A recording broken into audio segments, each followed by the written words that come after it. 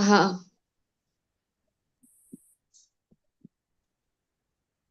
Hand rays કરજો માતાજી તમારું.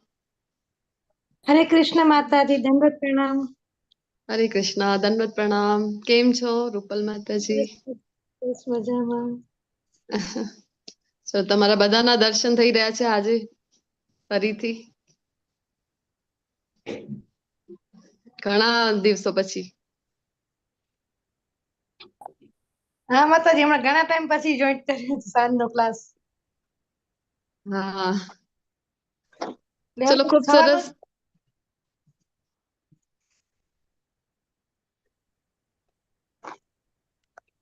ઓકે, તો હવે મારું સ્ક્રીન વિઝિબલ છે બધાને હા માતાજી. હા હા માતાજી. માતાજી. હા માતાજી. અને વોઇસ પણ ઓડિબલ છે. હા માતાજી. હા માતાજી. ઓકે, તો આપણે શરૂઆત કરીએ મંગલાચરણ. સૌપ્રથમ ખૂબ જ સુંદર અહીંયા આપણને શ્રી શ્રી રાધા ગોવિંદના દર્શન થઈ રહ્યા છે, તો એમના ચરણોમાં વંદન કરી ભગવાનના શાશ્વત ભક્ત એવા શ્રીલા પ્રભુપાદજીને અર્જુનજીને કેમ બોલાય, એમના કારણે જ આપણને આ જે જ્ઞાન છે એ મળી રહ્યું છે ભગવદ્ ગીતાનું. એમને વંદન કરી શ્રીલા પ્રભુપાદજીના ચરણમાં વંદન કરીને આપણે શરૂઆત કરીશું મંગલાચરણની ખૂબ જ ભાવપૂર્વક પ્રાર્થના સાથે આજના આ સેશનની. ઓમ અજ્ઞાનાતિમિરાંધ્યસ્ય જ્ઞાનાંજનશલાકયા ચક્ષુરુન્મિલિतं येन तस्मै श्रीगुरुवे नमः। श्रीचैतन्यमनोभीष्टं स्थापितं येन भूतले स्वयं रूपा कदामयं ददाति स्वपदान्तिकम्।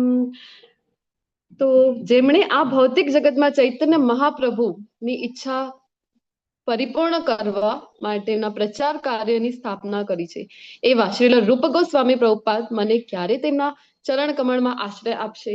આજે બીજો શ્લોક છે, કાલે પહેલા શ્લોકનો આપણે અર્થ વાંચ્યું હતું, આ બીજા શ્લોકનો અર્થ છે. તો શ્રીલ રૂપ ગોસ્વામી પાદને અહીંયા આપણે વંદન કરી રહ્યા છે, એમને પૂછી રહ્યા છે કે તમારા ચરણ કમળમાં અમને ક્યારે તમે આશ્રય આપશો. વંદેહમ શ્રી ગુરો શ્રીયુત પદકમલમ શ્રી ગુરુન વૈષ્ણવાંશ શ્રી રૂપમ સાગ્રજાતમ સગણ રઘુનાથાન્વિતમ તમ સજીવમ સાદ્વૈતમ સાવધૂતમ પરિજન સહિતમ શ્રી કૃષ્ણ ચૈતન્ય દેવમ શ્રી રાધા કૃષ્ણ પાદાન સગળ લલિતા શ્રી વિશાખાન્વિતાંશ હે કૃષ્ણ કરુણા સિંધો दीनबंधो जगतपते गोपेश गोपिका कांत राधा कांत नमस्तुते तप्त कांचन गौरांगी श्री राधे वृंदावनेश्वरी वृषभानुसुते देवी प्रणमामि हरिप्रिये वाञ्छाकल्पतरुभ्यश्च कृपा सिन्धुभ्य एव च पतितानां पावनेभ्यो वैष्णवेभ्यो नमो नमः। अनंत कोटि वैष्णव वृंद की जय, श्रीला प्रभुपाद की जय, ग्रंथराज श्रीमद् भागवतम भगवत गीता की जय, सद्गुरुदेव की जय। जय श्री कृष्ण चैतन्य प्रभु नित्यानंद श्री अद्वैत गदाधर श्रीवासादि गौर भक्त वृंद। हरे कृष्णा कृष्णा कृष्णा हरे हरे કૃષ્ણ હરે हरे હરે, राम હરે हरे રામ, राम હરે રામ, રામ રામ, હરે હરે કૃષ્ણ. હરે કૃષ્ણ. ખૂબ સ્વાગત છે તમારા બધાનું. હરે કૃષ્ણ હરે માતાજી. કૃષ્ણ. હરે કૃષ્ણ, દંડવત પ્રણામ. માનસીજી, જયદીપજી, રાધિકાજી, એન્ડ્રોઈડ બ્લુ ડ્રોઈડ જેનું છે એ તમે રીનેમ કરી દેજો તો તમને હું ઓળખી શકું. અશ્વિનીજી, ભાવનાબેનજી, ભાવનાબેન વાઘેલાજી, હેમલતાજી, ઈલાજી, જાનવીજી, જતીન ઠક્કર પ્રભુજી, હરે કૃષ્ણ. જયદીપજી, હરે કલ્પના કૃષ્ણ મેવાડાજી, માતાજી. માલતી મેવાડાજી, હરે કૃષ્ણ. મંજુલાજી, મેઘાજી, મિહિતાજી, મોહનસિંહ બારિયાજી, રાજન લાડવાજી, રાજકોટથી પૂર્વી રાવિયાજી, હરે કે રૂપલ કૃષ્ણ. ભાનુશાલીજી, હરે હરે કૃષ્ણ. કૃષ્ણ. જય હરે ભૂમિબા, કૃષ્ણ. હરે કૃષ્ણ. ખૂબ ખૂબ સ્વાગત છે તમારા બધાનું શ્રી શ્રી રાધા ગોવિંદ ટેમ્પલ હરે ઇસ્કોન કૃષ્ણ ફુલાઈ માતાજી. હરે કૃષ્ણ. ખૂબ ખૂબ સ્વાગત છે, વેલકમ. જે આપણો જ્ઞાન યજ્ઞ ચાલી રહ્યું છે અને જેમાં ગઈકાલથી હું તમારી સાથે જોડાઈ છું અધ્યાય 5 થી, અને આજે આપણે જઈ રહ્યા છીએ અધ્યાય 6 ની ચર્ચા કરવા, જેનું નામ છે ધ્યાન યોગ. તો એના પહેલા તમે મને જણાવો કે ભગવદ્ ગીતાના જે ચેપ્ટર છે, જસ્ટ અ મોમેન્ટ,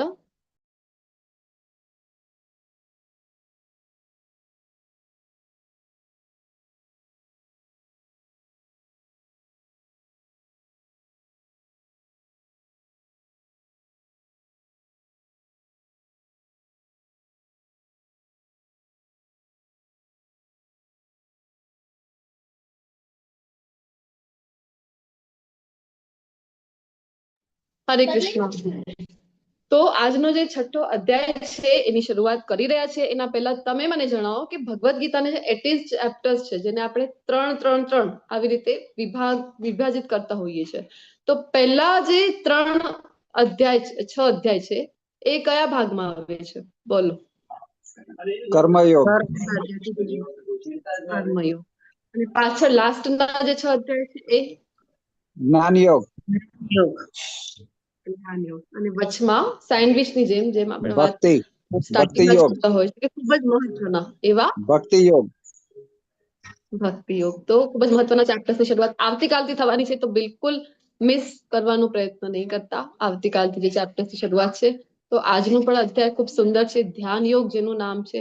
એમાં આપણે પ્રવેશ કરવા જઈ રહ્યા છે, પરંતુ યોગ સાથે જોડાયેલો છે અને એ પણ ધ્યાન યોગ સાથે. તો સૌથી પહેલા તમે મને આન્સર આપો, તમારામાંથી કોણ કોણ છે કે જે યોગાસન વગેરે કરતા હોય છે? કોણ કોણ યોગ કરે છે? હેન્ડ રેઝ કરો અથવા તો અનમ્યુટ કરીને કહી શકો છો તમે. કોણ કોણ યોગ કરે છે? હેલ્થ કોન્શિયસ કોઈ છે કે નહીં? હું યોગા હું ટીચર છું. છું. હું યોગા ટીચર છું. કોણ? યોગા ટીચર છું. કોણ બોલી રહ્યા છો? મને એકચ્યુઅલી વિડીયો તો કોઈના વિઝિબલ નથી થતા, મોબાઈલ થી જોઈન થાઉં છું તો. જતીન બોલું માતાજી. હરે કૃષ્ણ. તમે અચ્છા જતીન પ્રભુજી, તમે યોગાના હા ટીચર છો? માતાજી. હા માતાજી. ઓકે, ખૂબ સરસ, ખૂબ હું સરસ. પણ માતાજી. અચ્છા, સરસ. ચલો, અહીંયા આપણી પાસે 4 હેન્ડ રેઝ છે. ચેટ બોક્સમાં પણ મને મેસેજ મળ્યા છે. મેઘાજી લખી રહ્યા છે કે કરે છે. ઓકે, ખૂબ સરસ. હું પોતે પણ કરતી હોઉં છું, રેગ્યુલરલી નહીં, ક્યારેક ક્યારેક કરતી હોઉં છું. અને આમ જોવા જઈએ તો જરૂરી પણ છે, કારણ કે શરીર આપણી પાસે સાધન છે સાધના કરવા માટે. 12મા અધ્યાયમાં આપણે ભણીશું કે જે આપણે ભક્તિમાં અત્યારે છીએ એ સાધના ભક્તિ છે, વૈદિક સાધના ભક્તિ. તો એ કરવા માટે, કૃષ્ણની સેવા કરવા માટે પણ આપણી પાસે સાધન રૂપી આ શરીર છે. તો ખૂબ ઇમ્પોર્ટન્ટ છે ને કે એ પણ સુચારુ રૂપથી વ્યવસ્થિત ચાલે. આજે આપણે ચર્ચા કરીશું. તો આપણે વધારે સેવા ભગવાનની અને સારી રીતે સેવા આપણે ભગવાનની કરી શકાય છે. સારું કહેવાય કે આપણે બધા, તમે બધા પણ કરતા હો છો યોગાસન, પ્રાણાયામ, જે કંઈ પણ એક્સરસાઇઝ છે એ કરવી જોઈએ, જરૂરી છે. પરંતુ આજે આપણે ભણવાના છીએ કે આ જે યોગ છે ને એનો અર્થ શું છે. એક તો ચલો એ જણાવો, યોગનો અર્થ શું છે? સાચો અર્થ યોગ શબ્દથી શું આપણે સમજીએ? હરે કૃષ્ણ માતાજી. હરે કૃષ્ણ. જોડાવવું, ભગવાન કૃષ્ણની સાથે જોડાવું. સાધના. હા, આત્માનું પરમાત્મા સાથેનું મિલન. ઓકે. હજી કોઈને કંઈ એડ કરવું છે?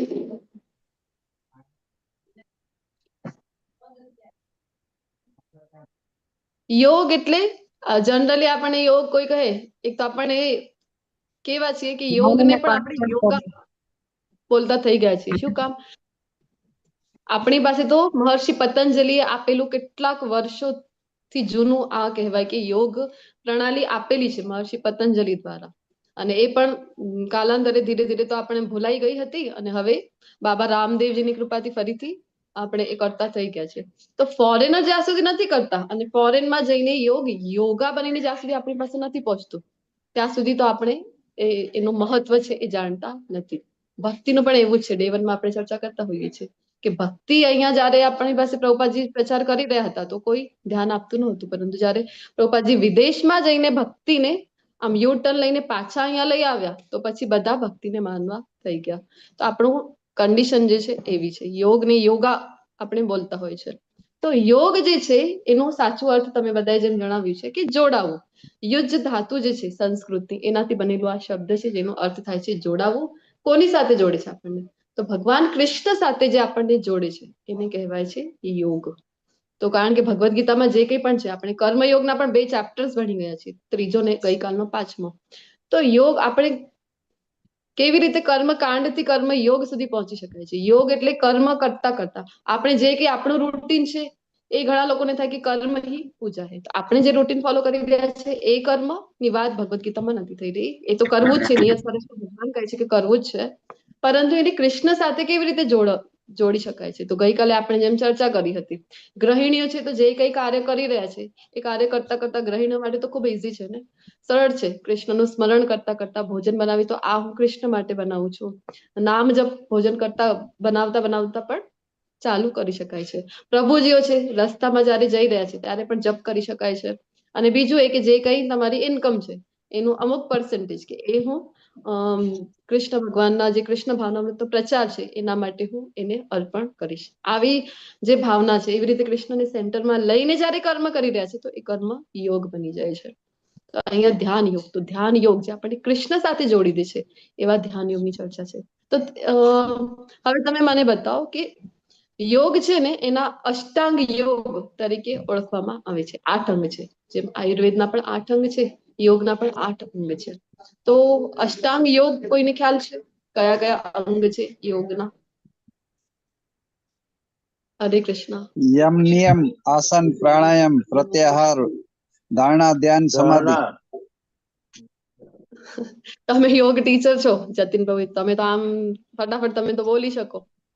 ખૂબ સરસ. ચલો, તો આવી રીતે 8 અંગ જે છે યમ નિયમથી જેની શરૂઆત થાય છે અને સીધો એનું જે ઉદ્દેશ્ય છે કે યમ નિયમ પ્રત્યાહાર આસન પ્રાણાયામ ધારણા ધ્યાન અને છેક ક્યાં સુધી પહોંચાડવું છે આપણને, તો સમાધિની જે અવસ્થા છે ત્યાં સુધી પહોંચાડવાનું આ જે યોગ છે એનું કાર્ય છે. તો વાસ્તવમાં આપણે શું કરીએ, ઘણા લોકો આપણે જોતા હોય છે ને કે મોટા યોગીઓ આપણને દેખાય છે હિમાલયની તરફ જઈએ અથવા તો એવી કોઈ જગ્યા, તો શું કામ એ યોગ્ય છે એટલો કષ્ટ શરીરને આપીને આટલા યોગની સાધના કરે છે, પરંતુ જે મેઇન ઉદ્દેશ્ય છે કયું હતું? મેઇન ઉદ્દેશ્ય કૃષ્ણ સાથે જોડાવવું અને સમાધિની અવસ્થા પ્રાપ્ત કરવી, કૃષ્ણની ભક્તિ પ્રાપ્ત કરવી, ત્યાં સુધી તો પહોંચી શકતા નથી. તો માત્ર શરીરને સારી રીતે રાખવા માટે જો યોગનો ઉપયોગ આપણે કરી રહ્યા છીએ તો આપણે શું કરી રહ્યા છે કે એક આપણી પાસે કહેવાય ને કે હીરો છે, તો હીરાનો ઉપયોગ આપણે અથવા તો સોનાનો ટુકડો છે એનો ઉપયોગ કેવી રીતે કરી રહ્યા છે આપણે કે પેપર વેટ તરીકે,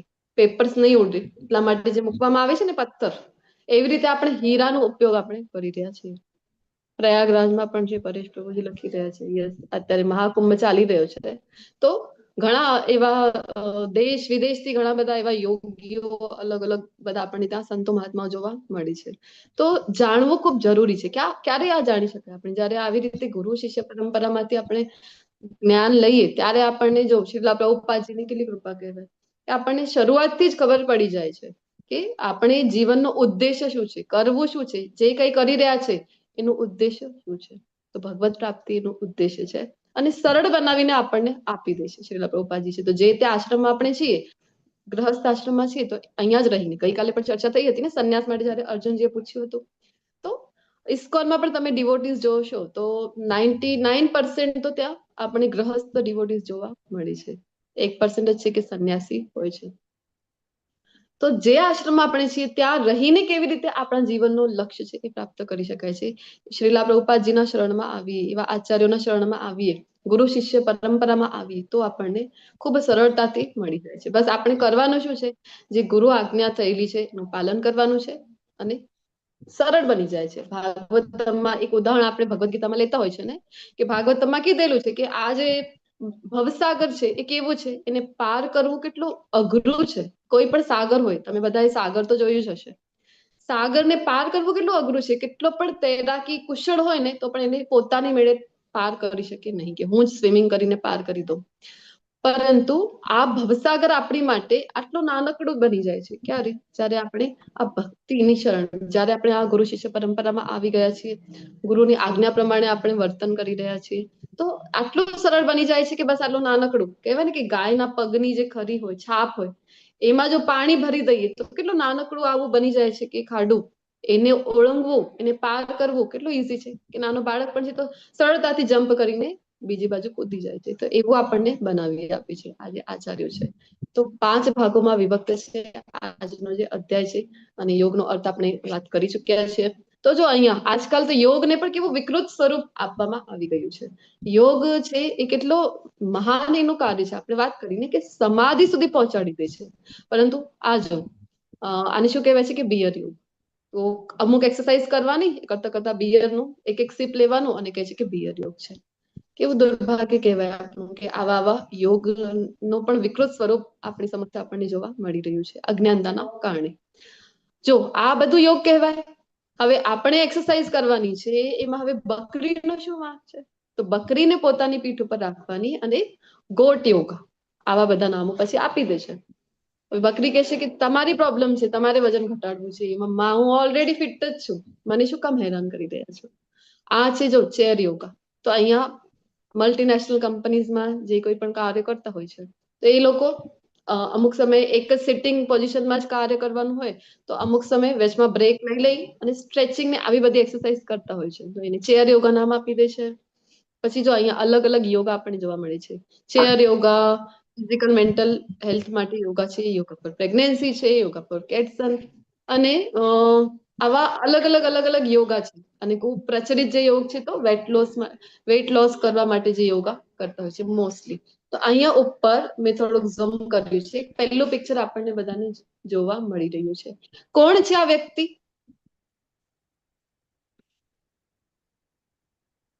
પહેલું જે હિરણ્યાક્ષ પિક્ચર છે મેં ઝૂમ કરેલું છે. હિરણ્યાક્ષ છે. કોણ? હિરણ્યાક્ષ છે. હરે કૃષ્ણ બોલો. હિરણ્યકશ્યપુ ભૂલાઈ હિરણ્યકશિપુ છે. હિરણ્યકશિપુ પ્રહલાદ મહારાજના જે પિતાજી. પિતા છે. યોગ તો એ પણ કરતા હતા. કેવો યોગ કર્યું હતું? કેટલો કઠિન યોગ કરતા હતા. પરંતુ આવા યોગનો ફાયદો શું છે? આપણે વાત કરીને કૃષ્ણ સાથે જોડી દે એ જ સાચો યોગ છે. તો આવો યોગ આટલા પગના ટોસ કહેવાય ને, આગળની જે આંગળીઓ છે એ ભાગ ઉપર બંને પગના ટોઝ ઉપર બેલેન્સ કરીને બંને હાથ ઉપર જોડીને ઓમ બ્રહ્મ પ્રસિદ્ધ પ્રસિદ્ધ આવી રીતે અનેક વર્ષો સુધી તપસ્યા કરેલી હતી. હજારો વર્ષ સુધી તપસ્યા કરેલી હતી.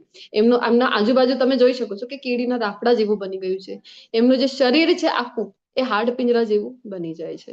આટલી તપસ્યા કરી, આટલું યોગ કર્યું, પરંતુ શું કામ? એનું જે ઇન્ટેન્શન હતું, શું હતું? ઉદ્દેશ્ય શું હતું? કે મારે તો શક્તિ મેળવી લેવી છે, અમરત્વ મેળવી લેવું છે, ને પછી શું કરવું છે?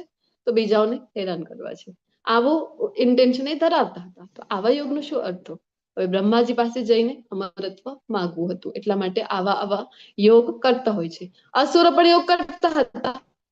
તો એનો કોઈ અલ્ટિમેટ જે લાભ છે એ આપણને મળતું નથી. અહીંયા ભૌતિક જગતમાં છે આપણે જો બ્રહ્માજી પોતે જ આપણે ગઈ કાલે જયારે ગોલોક ચાર્ટ ભણ્યા હતા ત્યારે આપણે જોયું હતું કે 3 વિષ્ણુ ભણ્યા હતા આપણે. એમાંથી ત્રીજા વિષ્ણુ જે ક્ષીરોદક્ષાયી વિષ્ણુ બધા જીવાત્મામાં પરમાત્મા સ્વરૂપે હૃદયમાં વિરાજમાન છે. તો આપણે ત્યારે જોયું કે બ્રહ્માજી જે પોતે ગર્ભોદકશાહી વિષ્ણુના નાભી કમળથી આવી રહ્યા છે, 14 લોકની રચના કરે છે. તો એક બ્રહ્માંડમાં જે કોઈ પણ છે વિષ્ણુને છોડીને, તો એ બધા જ કેવા છે? તો એ બધા જ નશ્વર છે, બધા નાશ પામે છે. તો બ્રહ્માજીથી લઈને કીડી સુધી કોઈ પણ યોનિમાં તમે છો તો શું ફાયદો છે? બ્રહ્માજી પોતે જ અમર નથી તો કેવી રીતે અમરત્વ આપે? તો આવા યોગ કરતા હોય છે અસુરો, પરંતુ ફાયદો એનો કોઈ અલ્ટિમેટ લાભ છે એ મળતું નથી. એવા અલગ ટાઈપના યોગા અહીંયા પણ આપણને જોવા મળી રહે છે. તો અષ્ટાંગ યોગ શું છે? આપણે ચર્ચા કરી ગયા છે કે 8 અંગ જે યોગના છે. આજનો જે અધ્યાય છે ને એમાં પણ અષ્ટાંગ યોગ વિશે ભગવાન શું કહી રહ્યા છે એ આપણે ભણવા જઈ રહ્યા છીએ. શરૂઆત કરીએ અધ્યાય 6 ના પહેલા શ્લોકથી. શ્રી ભગવાન વાચ અનાશ્રિત કર્મ ફલમ કાર્ય કર્મ કરોતિ સન્યાસી ચ યોગી ચ ન નિરઅગ્નિર ચાક્રિય. એના પહેલા શરૂઆત કરીએ એના પહેલા હું ભૂલાઈ ગયું મારાથી જે કોઈએ પણ આજે શ્લોક પઠન કરેલું હતું. આ બેચમાં આપણે શ્લોક પઠન અને અનુવાદ પણ લેતા હોય છે. જે અધ્યાય ચાલી રહ્યું છે, ધારો કે આજે 6થું અધ્યાય ચાલી રહ્યું હતું તો આપણે 6થા અધ્યાયના શ્લોક પઠન કર્યા અને અનુવાદ વાંચન કર્યું. તો આઈ થિંક યાત્રી માતાજીએ શ્લોક પઠન કર્યા ને? હરે કૃષ્ણ. હરે કૃષ્ણ. બોલો માનસી માતાજી કોણે કર્યા હતા શ્લોક પઠન?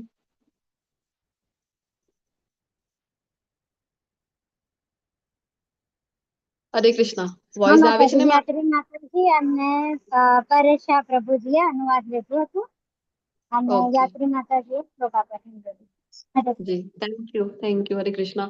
તો ખૂબ ધન્યવાદ યાત્રી માતાજીનો અને પરેશા પ્રભુજીનો કે એમણે આજના શ્લોકો વાંચ્યા અને એનો અનુવાદ પણ વાંચ્યો. ખૂબ મહત્વનું છે. આ જે શ્લોકો છે એ કોઈ સાધારણ શ્લોકો નથી. ભગવાનના શ્રીમુખથી નીકળેલા. પહેલા ડે 1 માં આપણે જયારે ભગવદ્ ગીતાનો મહાત્મ્ય જોતા હોઈએ છીએ કે આદિગુરુ શંકરાચાર્યજી એ જે મહાત્મ્ય આપેલું છે ભગવદ્ ગીતાનું, એમાં આપણે જોતા હોય છે કે મહત્વ કેટલું છે. તો ભગવાનના શ્રીમુખથી જો ગંગા છે એમાં એ કહે છે ને કે ચરણ કમળથી નીકળતી ગંગા જો મુક્તિ આપે છે, તો આ ભગવદ્ ગીતા તો ભગવાનના મુખારવિંદથી નીકળી છે. તો વિચાર કરો એનું કેટલું મહત્વ છે. તો આ શ્લોકો ખૂબ મહત્વના છે. વાંચવા જોઈએ, કંઠસ્થ કરવા જોઈએ, પ્રયત્ન કરવો જોઈએ.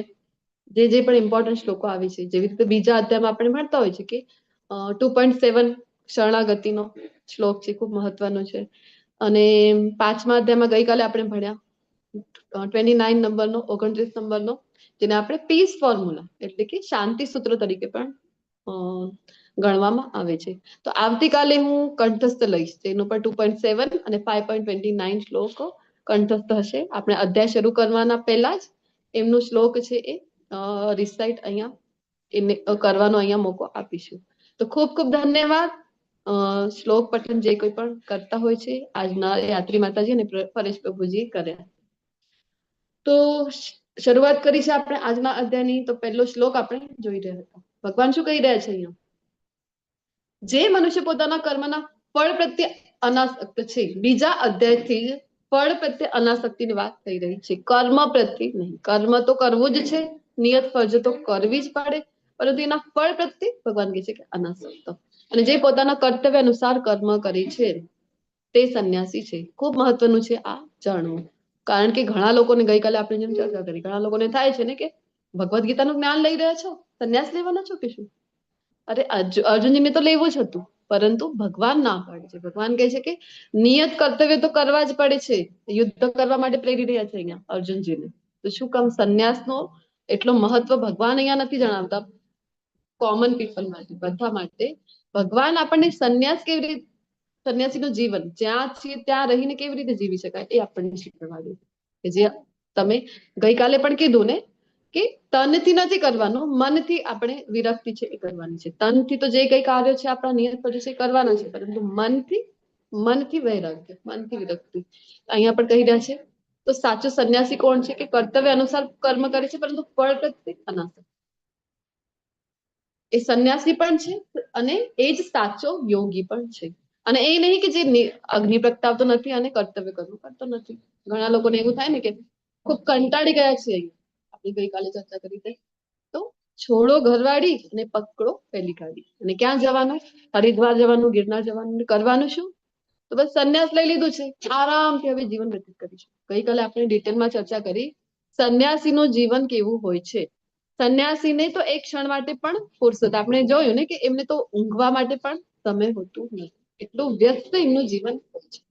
તો જો તમે આવી રીતે ત્યાં જઈને આરામથી જીવવું છે, આવી રીતે જો તમે જાઓ છો અને ભિક્ષા માગીને તો જીવન નિર્વાહ કરવાનો વિચાર કરી રહ્યા છો, તો ભગવાન કહે છે તો બીજાના ઉપર તો તમે બોજ બની જાઓ છો. આવા સંન્યાસ કરતા તો તમે જ્યાં છો ત્યાં રહી અને આ કૃષ્ણ ભાવના યુક્ત જે કર્મ છે એ તમે કરો. ગઈકાલે જેમ ચર્ચા કરી હતી, મનુષ્ય પોતાના મનની સહાયતાથી પોતાનો ઉદ્ધાર કરવો જોઈએ અને પોતાનું પતન થવા દેવું જોઈએ નહીં. આ મન બદ્ધ જીવનો મિત્ર પણ છે અને શત્રુ પણ છે. કેવી રીતે મિત્ર છે ને કેવી રીતે શત્રુ છે? આ એક જ મન. બોલો કોનો મિત્ર બની જાય છે અને કોનો શત્રુ બની જાય છે? હરે કૃષ્ણ. હરે કૃષ્ણ. બોલો, ક્લાસમાં બધા છો ને? ગઈકાલની જેમ નથી ને? હું અને માનસી માતાજી બંને જ નથી ને ક્લાસમાં? તો બધા છો કે નહીં? ચલો અનમ્યુટ કરો, બોલો. ક્લાસમાં છો કે નહીં? હરે કૃષ્ણ તો બોલી દો અનમ્યુટ કરીને. હરે હા કૃષ્ણ. માતાજી, હરે કૃષ્ણ. હરે કૃષ્ણ, હરે કૃષ્ણ. બધા ક્લાસમાં અમે એકલા નથી બોલી રહી. તો હવે બોલો, કોનો મિત્ર છે ને કોનો શત્રુ છે? મન ક્યારે મિત્ર બની જાય, ક્યારે શત્રુ બની જાય?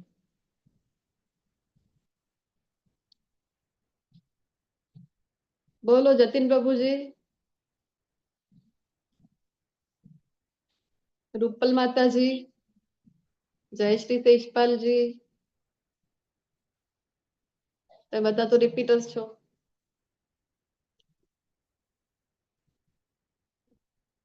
હજી કોઈ બોલવાની ઈચ્છા નથી રાખતી. ચલો હું જ જણાવી દઉં છું. માનસી માતાજી તમે બોલશો? હરે કૃષ્ણ માતાજી. હરે કૃષ્ણ. બોલો બોલો. આપણે જ્યારે મનનું ધાર્યું મન જેમ કે એમ કરીએ ને તો એ આપણે શત્રુ કહેવાય, અને આપણા મન પ્રમાણે જે ગુલામ નથી બનતા ને કઈ કરીએ છીએ ને ત્યારે આપણું મિત્ર બને છે. હરી બોલ. ખૂબ ખૂબ ધન્યવાદ જયશ્રીજી. તો તમને હરે બધાને ખ્યાલ છે તો હરે કૃષ્ણ. તો પણ તમે બોલી નથી રહ્યા આજે, ખબર નહીં કેમ. મન જ્યારે વશમાં છે તો મિત્ર છે, અને એ જ મન જ્યારે તમને વશમાં રાખે છે તો ત્યારે એ બની જાય છે આપણો સૌથી મોટો શત્રુ. આપણે તો બહાર શોધી રહ્યા છીએ, આ મારો શત્રુ છે, આ મારો શત્રુ છે, આ મારા કહ્યા મુજબ નથી કરતો, પરંતુ સૌથી મોટો શત્રુ તો અહીંયા જ બેઠેલું છે. પોતાનું જે મન છે એ સૌથી મોટો શત્રુ છે. શું કામ? કારણ કે આપણને મન નચાવે છે તેમાં આપણે નાચીએ છીએ. તો આપણે આપણા માટે મન શત્રુનું કાર્ય કરશે, અને આપણા વશમાં જો આપણું મન છે તો મિત્રનું કાર્ય કરશે. યોગ અને ભોગ વચ્ચે તફાવત જણાવો. બોલો. હરે કૃષ્ણ. યોગ એટલે શું? ભોગ એટલે શું?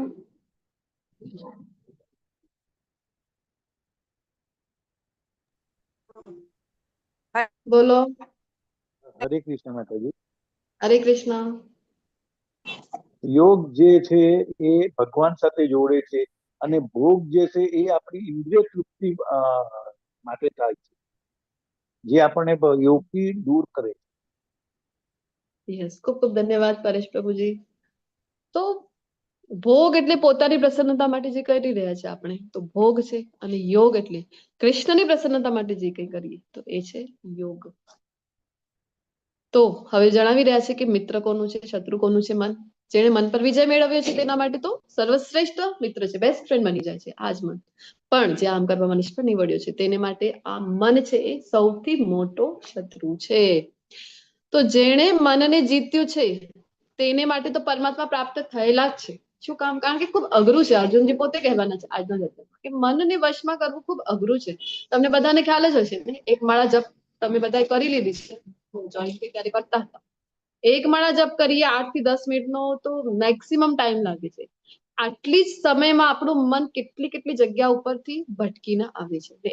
એ જ સમય ઉપર આપણને એટલું બધું કામ યાદ આવી જાય કે ના આ મારે કરવું હતું, પેલું કરવું હતું, બધું અર્જન્સીમાં કામ ત્યારે યાદ આવે છે. જે માળા પૂરી, બધું પૂરું, પછી બધા જ કામ છે એ રિલેક્સ થઈ જઈએ આપણે પણ કે ના હવે કોઈ પ્રાયોરિટી ઉપર કામ આપણને હવે દેખાતું નથી. તો મન એવું છે આપણું. હવે જયારે મન વશમાં છે તો ઓલરેડી કોના વશમાં હોય કે ભગવત કૃપા જેના ઉપર છે, ગુરુ કૃપા જેના ઉપર છે એનું જ મન વશમાં હોય, અને ઓલરેડી પરમાત્મા પ્રાપ્ત થયેલા છે કારણ કે તેણે શાંતિ પ્રાપ્ત કરેલી છે. આવા પુરુષ માટે સુખ દુઃખ, ઠંડી ગરમી અને માન અપમાન સમાન જ હોય છે. આ વર્તનથી ખબર પડી જાય કે મન કોનું વશમાં છે. આપણે તો તરત જ વિચલિત થઈ જાય. આપણા ઈચ્છાની વિરુદ્ધ કોઈ બોલે અથવા કરે, હજી કરવાની તો ખૂબ દૂરની વાત છે, કાંઈ બોલી પણ દે ને આપણા મનની વિરુદ્ધ આપણે ન ગમે એવું, તો તરત જ આપણું પારું તો સટકી જાય. 7મા આસમાન ઉપર, 1 2 3 પણ નહીં, ડાયરેક્ટ 7મા આસમાન ઉપર. તો 8 અંગની જે વાત કરી હતી, યમ, નિયમ, આસન, પ્રાણાયામ. તો યમ શું છે? તો બાહ્ય જે શિસ્ત કહેવાય કે એક્સટર્નલ ડિસિપ્લિન. આપણે કોઈ નિયમ, યમ જે છે એક્સટર્નલ ડિસિપ્લિન જયારે આપણા બોડીને આપણે લગાવીએ તો એ થઈ ગયું યમ. અને નિયમમાં શું છે? તો આંતરિક નિયમ જે છે, આંતરિક શિસ્ત જે આપણે લગાવીએ આપણા બોડીને. આસન શું છે? તો અમુક આસન કરવા, અમુક મુદ્રામાં બેસીને. પ્રાણાયામ શું છે? તો શ્વાસ ઉપર નિયંત્રણ. અને પ્રત્યાહાર, પ્રત્યાહાર શું છે? તો ઇન્દ્રિયો જે છે આપણી એને ખેંચી લાવવી, પાછો ખેંચી લાવવી. હવે ખેંચી તો લીધી છે તો લગાવવી ક્યાં? તો ભગવાનમાં જયારે લગાવીએ તો એ થઈ ગઈ ધારણા. અને ધારણા છે કે એકાગ્રતા, કોન્સન્ટ્રેશન. અને પછી ધ્યાન. ધ્યાન આવે છે. ધ્યાન એટલે કે ભગવાનમાં જયારે આપણે ધ્યાન લગાવીએ છીએ, હવે તો મનને ઇન્દ્રિયોને ખેંચી લીધી છે, હવે લગાવી રહ્યા છે ભગવાન ઉપર, તો એ ધ્યાન છે. પછી આવે છે સૌથી છેલ્લે સમાધિની અવસ્થા. તો જે આ જે યોગ છે એની આપણે કહેવાય કે ટોપ મોસ્ટ જે અવસ્થા છે એ છે સમાધિની અવસ્થા.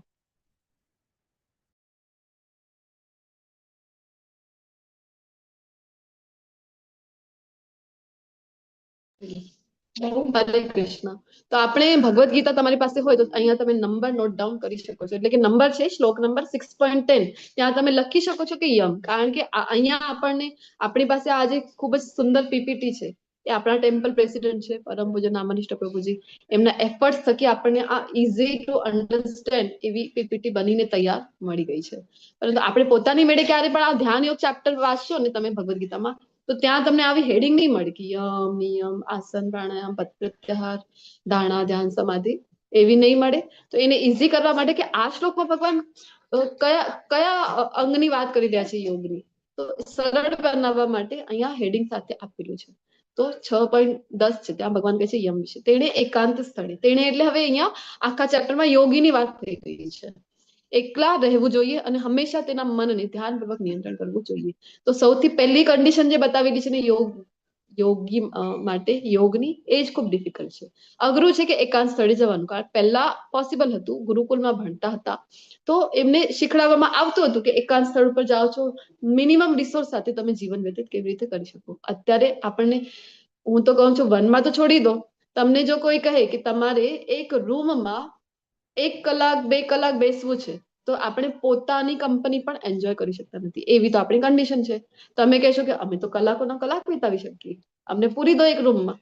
પણ હું તમને કહું કે તમારી પાસે કોઈ સોશિયલ મીડિયા નહીં હોય, કોઈ ન્યૂઝપેપર નથી, ગેજેટ નથી, ટીવી મોબાઈલ લેપટોપ કાંઈ જ નથી, ઇન્ટરનેટ વાઈફાઈ કાંઈ નથી, તમે એકલા જ છો, કાંઈ પ્રવૃત્તિ નથી ને હવે તમે બેસવું છે 1 કલાક 2 કલાક, તો કેટલો આપણે ત્યાં વિહવળ બની જઈએ.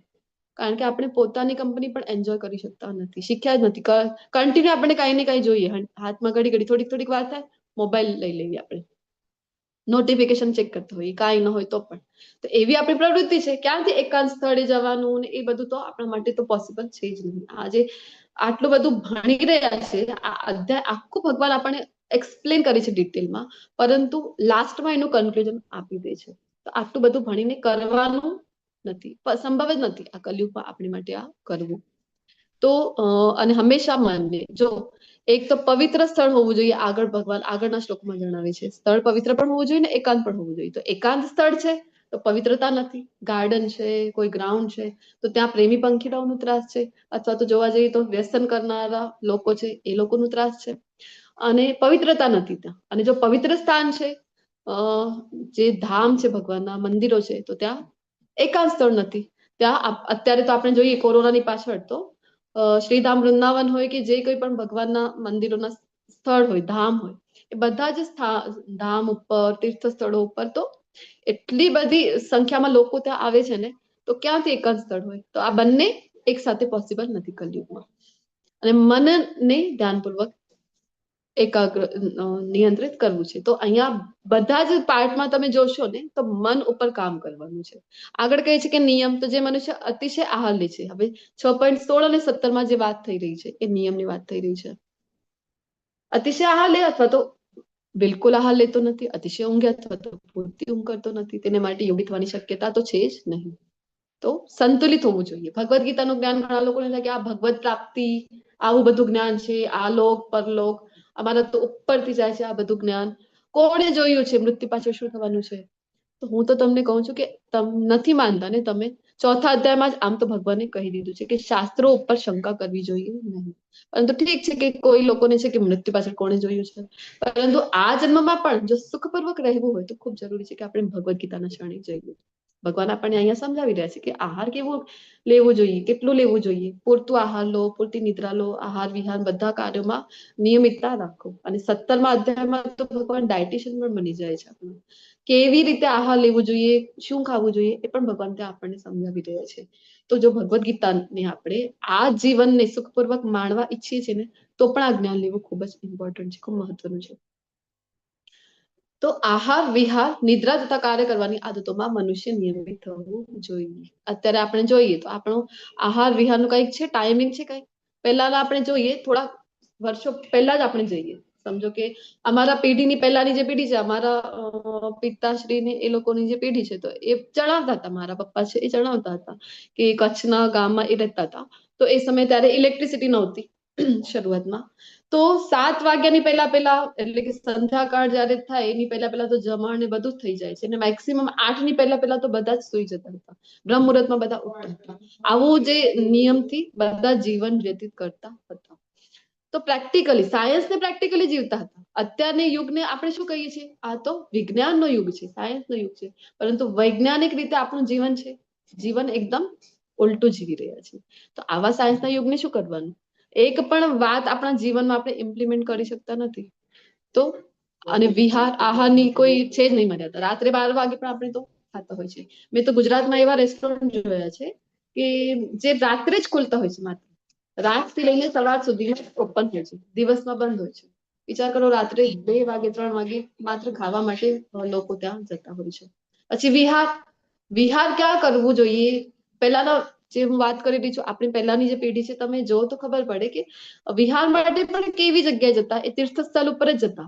ફરવા માટે પણ તીર્થ સ્થળ ઉપર જાય, ભગવાનના ધામ છે ત્યાં જતા હોય છે, ભગવાનથી કનેક્શન છે, ફરવા પણ જઈ રહ્યા છે તો પણ. પરંતુ આપણી પેઢી છે તો વિહાર માટે કેવી જગ્યાઓ પર જતા હોય છે. કોઈ જ આપણું નિયમન રહ્યું નથી. નિદ્રા, હવે ઊંઘવાનું કોઈ ટાઈમિંગ રહ્યું છે આપણું? કેટલો લેટ નાઇટ સુધી આપણે જાગતા હોય છે. પછી ક્યાંથી મંગળા આરતી માટે આપણે ઉઠી શકાય છે? તો અત્યારે આપણે જે લાઈફસ્ટાઈલ જીવી રહ્યા છે, એકદમ સાયન્સની ઉલટું જીવી રહ્યા છે. વિજ્ઞાનના યુગમાં એકદમ અવૈજ્ઞાનિક. ભગવાન આપણને ભગવદ ગીતા જો એક વાંચેલી હોય, સમજેલી હોય, તો ભગવાન આપણને સમજાવી રહ્યા છે કે કેવી રીતે ઊંઘવાની પણ એક પેટર્ન રાખો. તમે જલ્દી સુઈ જાઓ. આપણે એમ ભણતા હોય, ઇંગ્લિશમાં આપણે શીખતા હતા જ્યારે સ્કૂલમાં હતા ત્યારે, early to bed early to rise makes man healthy wealthy and wise. તો પણ લાગુ આપણે કરી રહ્યા છે, એ અમલમાં લાવીએ છીએ જીવનમાં? નહીં. તો પરિવર્તન જો તમને તમારા જીવનમાં જોઈએ તો ભગવદ ગીતાને ઇમ્પ્લિમેન્ટ કરવી પડશે. ભગવદ ગીતાની નાની વાતો છે, પણ જો લાઈફમાં ઇમ્પ્લિમેન્ટ કરીશું ને તો લાઈફમાં પરિવર્તન જોવા મળશે.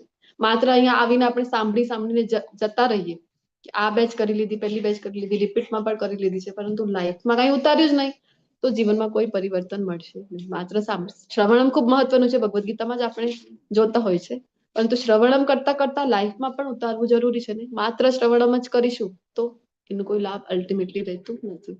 કાર્ય કરવાની પદ્ધતિ, અત્યારે તો આપણે જોઈએ તો મલ્ટીનેશનલ કંપનીમાં જે કોઈ કાર્ય કરતા હોય છે તો લેટ નાઇટ એમનું તો, કારણ કે અહીંયા રાત્રિ છે તો વિદેશમાં દિવસ છે, તો એમનું તો કામ જ રાત્રે શરૂ થાય છે, શિફ્ટ વાઇઝ કામ હોય છે, તો કેટલું બધું રૂટીન આપણું ડિસ્ટર્બ થઈ જાય છે. તો કેવી રીતે આ નિયમ તો એ પણ લાગુ પડતું નથી. પછી આસન, તો કુશાગાસને જમીન પર પાથરવું અને પછી મૃગચર્મને ઢાંકી ઉપર સુવર્ણ વસ્ત્ર પાથરવું. એ સમયની વાત છે જયારે અર્જુનજી હતા, તો આપણા જેવી ઘણી આવી બધી સુવિધાઓ નહોતી. ડનલોપની ગાદી છે, બધું કઈ વ્યવસ્થિત છે, બેસવા માટે સોફા છે, આવી કોઈ વ્યવસ્થા નહોતી. અને એના પાછળના અનેક કારણો પણ છે કે નાના જીવજંતુઓ છે એ હેરાન ન કરે. એમની એક સ્મેલ હોય છે, જેના કારણે એક વિશિષ્ટ એમાંથી ગંધ આવે છે, જેના કારણે નાના જીવો છે અથવા તો ઝેરીલા સર્પ વગેરે એ હેરાન ના કરે. પછી છે કે આસન બહુ ઊંચું નહીં, બહુ નીચું નહીં. નીચું હોય તો નાના જીવજંતુ હેરાન કરે, ઊંચું હોય તો અભિમાન આવી જાય. અને પવિત્ર સ્થાનમાં, જે આપણે વાત કરીને કે પવિત્ર પણ હોવું જોઈએ, એકાંત પણ હોવું જોઈએ, એવું સ્થાન મળવું અત્યારે અઘરું છે.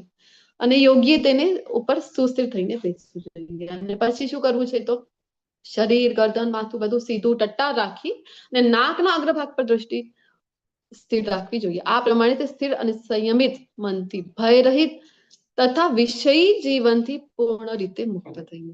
તો અહીંયા આ જે છે એ તો ગ્રહસ્થ માટે તો ઇમ્પ્લિમેન્ટ જ ન થાય. આ તો વાત થઈ રહી છે કે જે બ્રહ્મચારીઓ છે એમના માટે. અને મનુષ્ય અંતકરણમાં મારું ચિંતન કરવું જોઈએ. મનમાં કોનું ચિંતન? તો કૃષ્ણનું ચિંતન સદાય થવું જોઈએ. અને મને જ પોતાનું અંતિમ ધ્યેય માનવું જોઈએ. આ છે આસન. આપણે તો અમુક એક્સરસાઇઝ કરી લઈએ, 1 2 3 4, તો આવી એક્સરસાઇઝ કરી લઈએ તો આપણે થાય કે થઈ ગયું, કરી લીધા યોગાસન. હા, રોજ કરીએ. કોઈ આપણે પૂછે તો યોગ અમે રોજ કરતા હોય છે, તો આ યોગ નથી. કૃષ્ણ સાથે જોડે એ યોગ છે સાચો. અમુક આસનને જ આપણે યોગ માની લીધું છે. અત્યારે આપણે જોઈએ તો આમ જોવા જઈએ તો શરીર માટે તો સારું કહેવાય. રામદેવ બાબાની કૃપાથી જે આપણે આસન પ્રાણાયામ કરતા તો થયા છીએ, તો શરીર માટે તો સારું છે, પરંતુ માત્ર આને જ આપણે હાઇલાઇટ કરી દીધું છે ને જે અલ્ટિમેટ જે ગોલ હતું યોગનું, એ જ ભૂલાઈ ગયું છે. ખૂબ મહત્વનું છે સમજવું. પ્રાણાયામમાં શ્વાસ ઉપર ઇન્દ્રિય રાખવાનું છે, તો સર્વ બાહ્ય ઇન્દ્રિય વિષયોને બહાર કરીને દૃષ્ટિને 2 ભ્રમરોની વચ્ચે કેન્દ્રિત કરીને શ્વાસ અને ઉચ્છ્વાસને નસકોરાની અંદર રોકીને અને એ રીતે મન બુદ્ધિ તથા ઇન્દ્રિયોને વશમાં રાખીને મોક્ષ પ્રતિ લક્ષ્ય રાખનાર યોગી ઈચ્છા વ્યક્ત ક્રોધથી રહિત થઈ જાય છે અને આવી અવસ્થામાં સતત રહેનારો યોગી નિસંદેહ મુક્ત હોય છે. પ્રાણાયામમાં આપણે તો અમુક કપાલભાતી છે અથવા તો અનુલોમ વિલોમ છે, કુંભક રેચક આ બધું કરી લઈએ કે શ્વાસ અંદર લઈ લીધો, થોડોક સમય હોલ્ડ કરી રાખ્યું, પછી એને ઉચ્છ્વાસ કરવાનું, અથવા તો અનુલોમ વિલોમ એક નસકોરાથી લીધો, બીજા નસકોરાથી છોડી દીધું. આ જ આપણા માટે તો પ્રાણાયામ છે. આટલું પણ પ્રાણાયામ કરીએ તો સોચો, વિચાર કરો તમે કે કેટલી બધી બીમારીઓથી એ આપણને મુક્ત કરી દે છે. તો વાસ્તવમાં જો આ પ્રમાણે યોગ કરીએ તો એનો તો કેટલો અલ્ટિમેટ લાભ આપણને મળી શકે છે. પરંતુ છે આ કરવું અત્યારે અહીંયા આપણે કલયુગમાં છે તો આપણી માટે એ અઘરું છે, અથવા તો એમ કહી શકાય કે નેક્સ્ટ ટુ ઇમ્પોસિબલ. આ પ્રમાણે હવે પ્રત્યાહારની વાત થઈ રહી છે કે શરીર મન તથા કર્મમાં હર હંમેશ સંયમનો અભ્યાસ કરતો સંયમિત મનવાળો યોગી આ ભૌતિક અસ્તિત્વ સમાપ્ત થઈ ભગવત ધામ અથવા તો કૃષ્ણ લોકને પ્રાપ્ત કરે છે. આવી રીતે હવે જ્યારે બધી ઇન્દ્રિયોને ખેંચી લીધી છે તો અને હવે ધ્યાન છે, એક મન છે એ ક્યાં લગાવવાનું છે? કૃષ્ણમાં. તો ધારણામાં જ્યારે યોગી યોગાભ્યાસ દ્વારા પોતાના માનસિક કાર્યોને સંયમિત કરી લે છે અને અધ્યાત્મમાં સ્થિત થઈ જાય છે, તો સૌ ભૌતિક ઈચ્છાથી એ પર થઈ જાય છે અને હવે તેને યોગમાં સુસ્થિર થયેલો કહેવાય છે. આ છે ધામ. અને ધ્યાન તો જેવી રીતે વાયુરહિત સ્થાનમાં દીવો અસ્થિર થતો નથી, દીવો પ્રગટાવ્યો અને ખૂબ જ વાયુ છે તો પ્રગટે જ નહીં એક તો, અને પ્રગટે તો પણ સ્થિર રહેતું નથી, હલક ડુલક થાય છે. તો જો વાયુ રહિત સ્થાન છે તો સરસ દીવો છે એ ઝળહળતો આપણને જોવા મળે છે. તો સેમ વે એવી જ રીતે જે યોગીનો મન વશમાં છે ને તે દિવ્ય આત્માના ધ્યાનમાં સદા સ્થિર રહે છે. આત્મા અને પરમાત્માના પોતાની અંદર જ એને દર્શન, આત્મ સાક્ષાત્કાર એને થઈ જાય છે. તો વાયુ રહિત સ્થાનમાં દીવો ઝળહળે છે અને અહીંયા ભૌતિક ઈચ્છાથી પર જ્યારે થઈ જાય છે ને ત્યારે એ સ્થિર થઈ શકે છે યોગમાં. હવે જે આવે છે એ છે સમાધિની અવસ્થા. તો એ કેવી છે સમાધિની અવસ્થા? તો મનુષ્યનું મન યોગાભ્યાસ દ્વારા ભૌતિક માનસિક ક્રિયાઓથી પૂરેપૂરું સંયમિત થઈ જાય છે. અને આ સિદ્ધિનું વિશિષ્ટ લક્ષણ એ છે કે મનુષ્ય શુદ્ધ મનથી પોતાને જોઈ શકે છે અને પોતાની અંદર આનંદ માણી શકે છે. આત્મા રામ જેને કહીએ ને કે પોતાની અંદર જ જેને આનંદની અનુભૂતિ થઈ જાય છે. આપણે તો કેવું છે એન્ટરટેનમેન્ટ માટે, આનંદ માટે કેટલી બધી બીજી પ્રવૃત્તિઓ શોધવી પડે, કરવી પડે છે. આ કરું તો મને મજા આવે, આ જોઉં હું તો મને મજા આવે, આ હું સાંભળું તો મને મજા આવે, આ અમુક પ્રકારનું સંગીત સાંભળું તો મને મજા આવે છે. પરંતુ આ અવસ્થા જ્યારે યોગી પ્રાપ્ત કરેલી છે સમાધિની અવસ્થા, તો પોતાની અંદર જ એને આનંદની અનુભૂતિ થાય છે. અને પછી તો મનુષ્ય દિવ્ય ઇન્દ્રિયો દ્વારા અનુભવાતા અપાર દિવ્ય સુખમાં સુસ્થિત થઈ જાય છે. તો આવી અવસ્થા ઘણા ભક્તો છે એ આપણે જોતા હોય છે.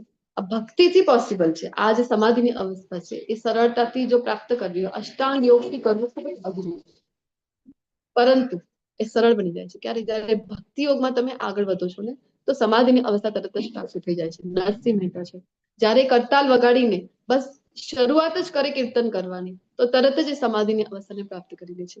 મીરાબાઈ છે, પોતાનો એકતારો છે એ વગાડીને કૃષ્ણનું સ્મરણ જ કરે છે તો તરત જ એમને પોતાની અંદર જ ભગવાનના દર્શન થઈ જાય છે. આમ તો ભગવાન એમને દર્શન આપવા આવતા હતા, પોતે આવે એમને દર્શન આપવા, એમની સાથે વાતો કરતા હોય છે. નરસિંહ મહેતાનું તો તમને બધાને બધા જ ખ્યાલ હશે જે પ્રસંગો છે કે દીકરીને ત્યાં મામેરો ભરવાનો હોય, દીકરાની જાન લઈને જવાનું હોય, અથવા તો પોતાના પિતાનું શ્રાદ્ધ હોય, બધા માટે ભગવાન પોતે આવે છે. આપણે ગઈકાલે ચર્ચા કરીને જો કૃષ્ણ ઉપર છોડી દઈએ.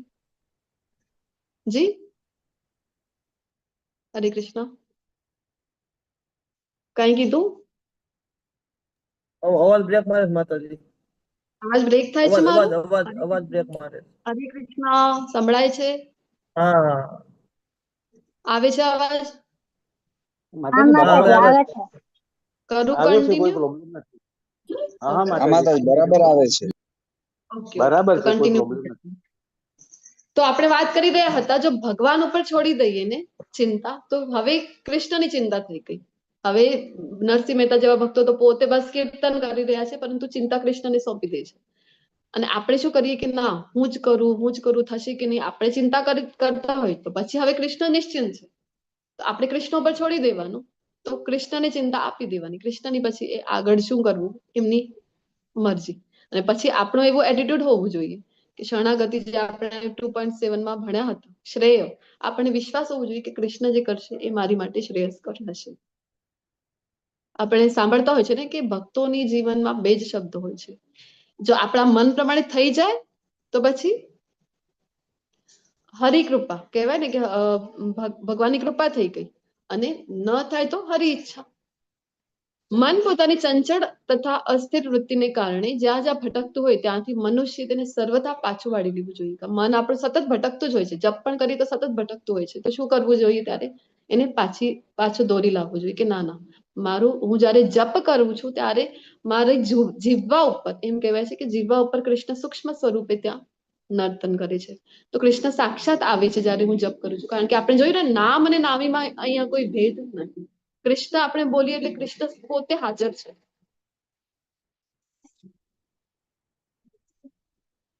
કૃષ્ણ જયારે હાજર છે અને આપણા ઘરે પણ કોઈ પણ વ્યક્તિ આવે છે, કોઈ વીઆઈપી ગેસ્ટ જ આવી ગયા નથી, તો આપણે એ આવે આપણા ઘરે અને આપણે અહીંયા ત્યાં આપણું ધ્યાન છે, તો ચાલે આપણે કેટલું અટેન્શન આપીએ એ ગેસ્ટને.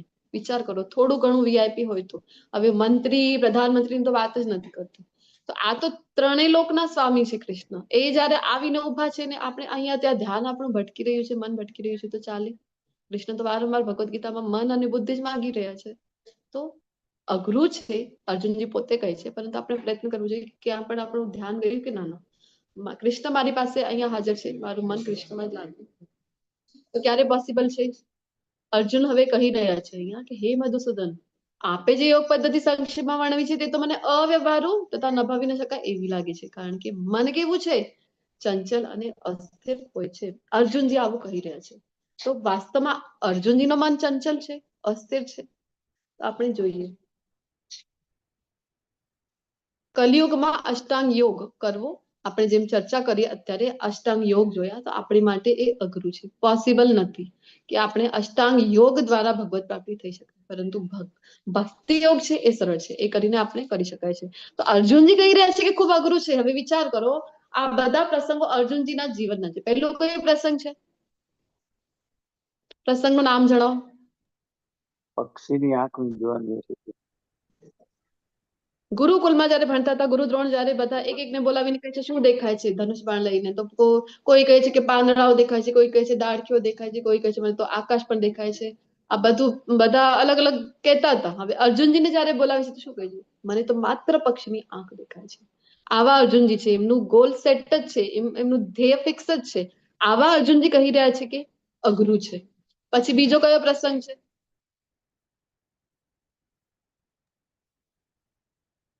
સ્વયંવર છે ને? સ્વયંવર, માછલીનો. માછલીની આંખ વીંધવાની છે.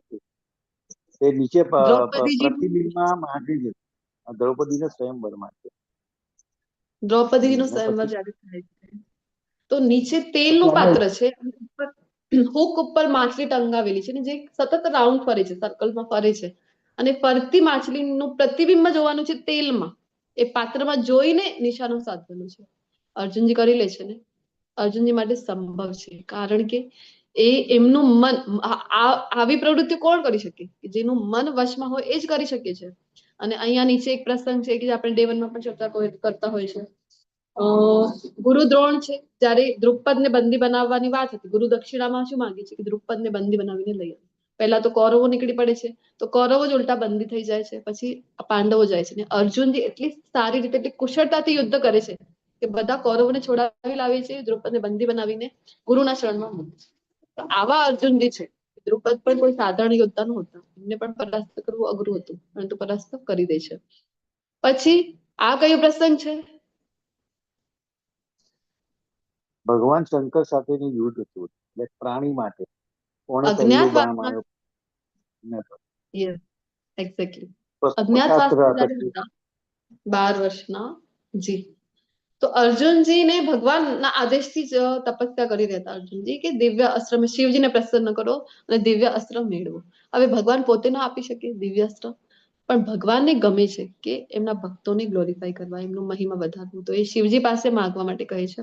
અને શિવજીને પ્રસન્ન કરવા એ જયારે કરી રહ્યા હતા તપ વનમાં, ત્યારે જોયું કે એક જે છે જંગલી સુવર કહેવાય કે એ આવી જાય છે અને બધી જ ત્યાંની ફસલ ને હોય બધું ખરાબ કરે છે.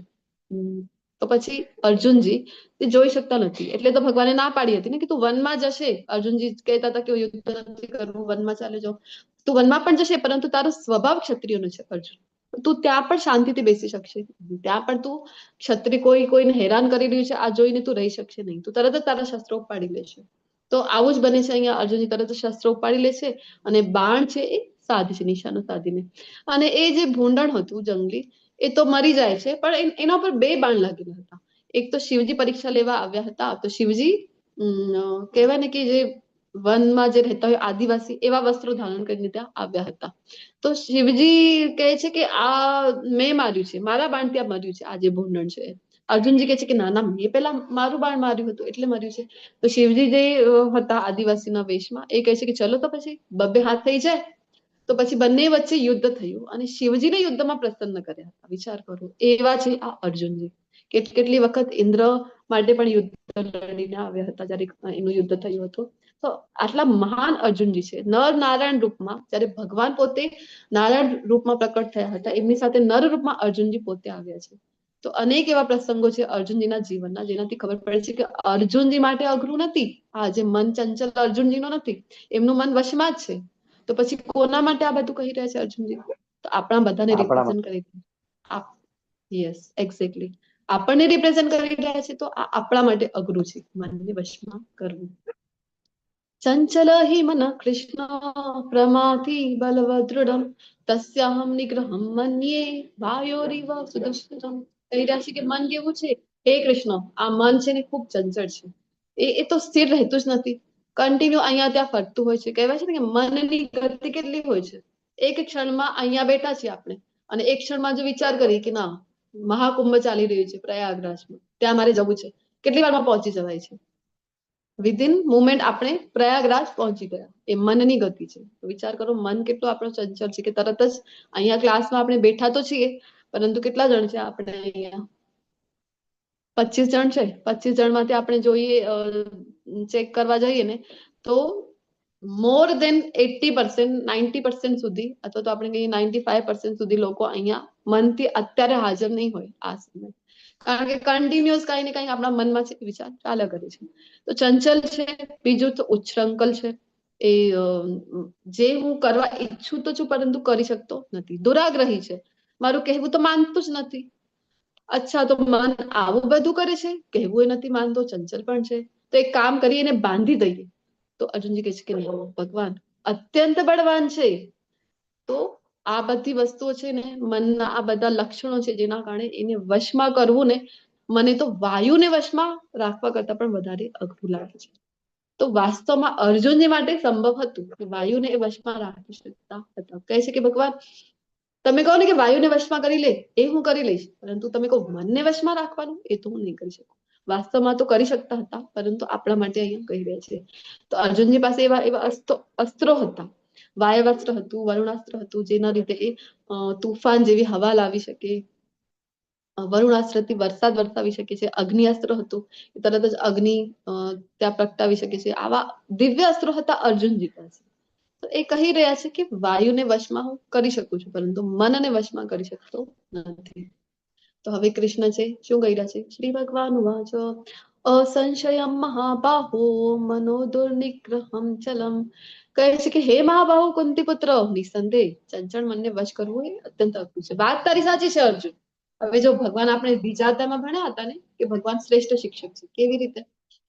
તો અર્જુનજી જયારે પોતાનું આટલું બધું દલીલો કરી રહ્યા છે કે મનને વશમાં કરવું અઘરું છે, વાયુને કરી લઈશ, મનને નહીં કરું, તો ભગવાન કહે છે કે વાત તારી સાચી છે. એવું નથી કહેતા કે કાંઈ પણ બોલે છે તું, તો આટલું તને જ્ઞાન આપી રહ્યું છું ને હવે હજી તું એ જ વાત ઉપર અટકે છે કે મન અઘરું છે, વશમાં કરવું, એવું કહીને વાત કાપી દેતા નથી.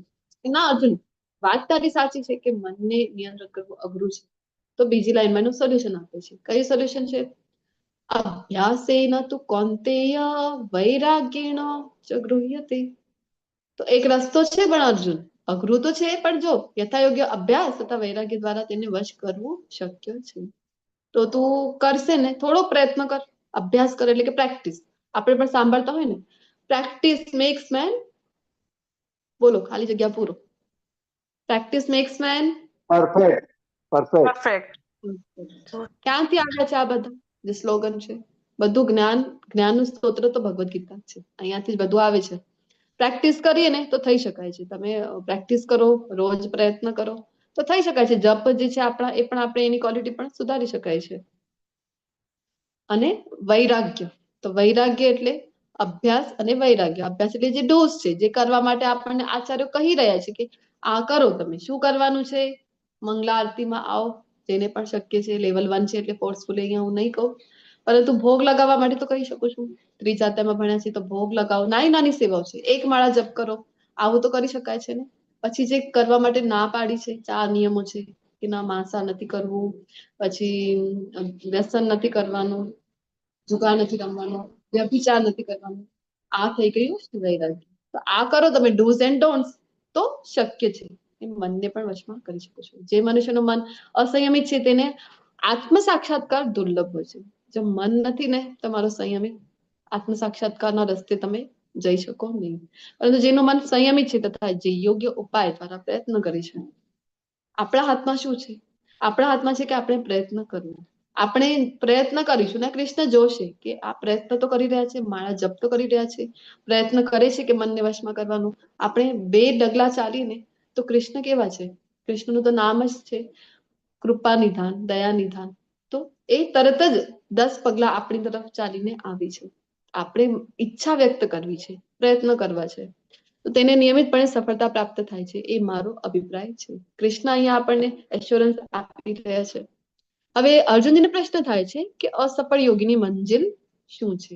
આ આપણા માટે પ્રશ્ન છે. અર્જુનજી તો કરી શકતા હતા, પરંતુ આપણા જેવા લોકો છે જે અહીંયા શરૂઆતમાં આવી તો ગયા, ભક્તિ માર્ગ ઉપર કીધું તો માળા કરો તો માળા કરતાય થઈ ગયા, ડુંગળી લસણ છોડી દો તો એ પણ છોડી દીધા. પરંતુ સંગ એવું મળ્યું ને, કાલાંતરે ભૌતિક સંઘમાં આવી ગયા તો એ કહી દે કે આ બધું શું લઈને બેસી ગયા છો? માળા કરવાની આ કઈ ઉંમર છે તમારી? કરવાની ને, કેટલી ઉંમર બાકી હતી પછી કરવાનું, નિરાંતે કરવાનું, રિટાયર થઈ જાય ને ત્યારે કરવાનું. અથવા તો આ બધું શું ભગવદ્ ગીતાના ક્લાસીસ 8 વાગે તમે લઈને બેસી ગયા છો, સરસ મજાની સિરિયલો આવે છે, ચલો ટીવી સિરિયલ જોઈએ, અથવા તો મૂવીઝ આવી છે નવી નવી, એ મૂવીઝ જોવા જઈએ આપણે.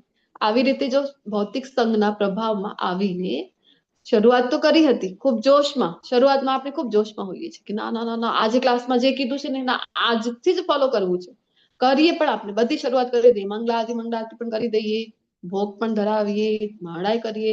1 માળા કહો છો લેવલ 1 માં, અમે તો 4 કરીશું, 4 માળાથી 8 પણ કરીશું, 8 માળા ઉપર પણ આવી જાય. પરંતુ સંઘ એવો મળે કે 8 થી ડાયરેક્ટ બંધ, એવું નહીં કે 1 માળા શરૂ છે બંધ થઈ જાય. જેટલા જોશથી શરૂઆત કરે છે બધું બંધ થઈ જાય છે. તો આવું જો થાય તો પછી અર્જુનજીને પ્રશ્ન થાય છે કે આવું થયું તો શું થાય? આવા અસફળ યોગીની ગતિ કેવી છે? કૃષ્ણ શરૂઆતમાં તો આત્મ સાક્ષાત્કાર માટે ખૂબ પ્રયત્ન કર્યો, શ્રદ્ધાપૂર્વક પણ કર્યો હતો, પરંતુ પછી ભૌતિક સંઘ એવું મળ્યું ને તો વિચલિત થઈ ગયો. તો શું થશે એનું પરિણામ?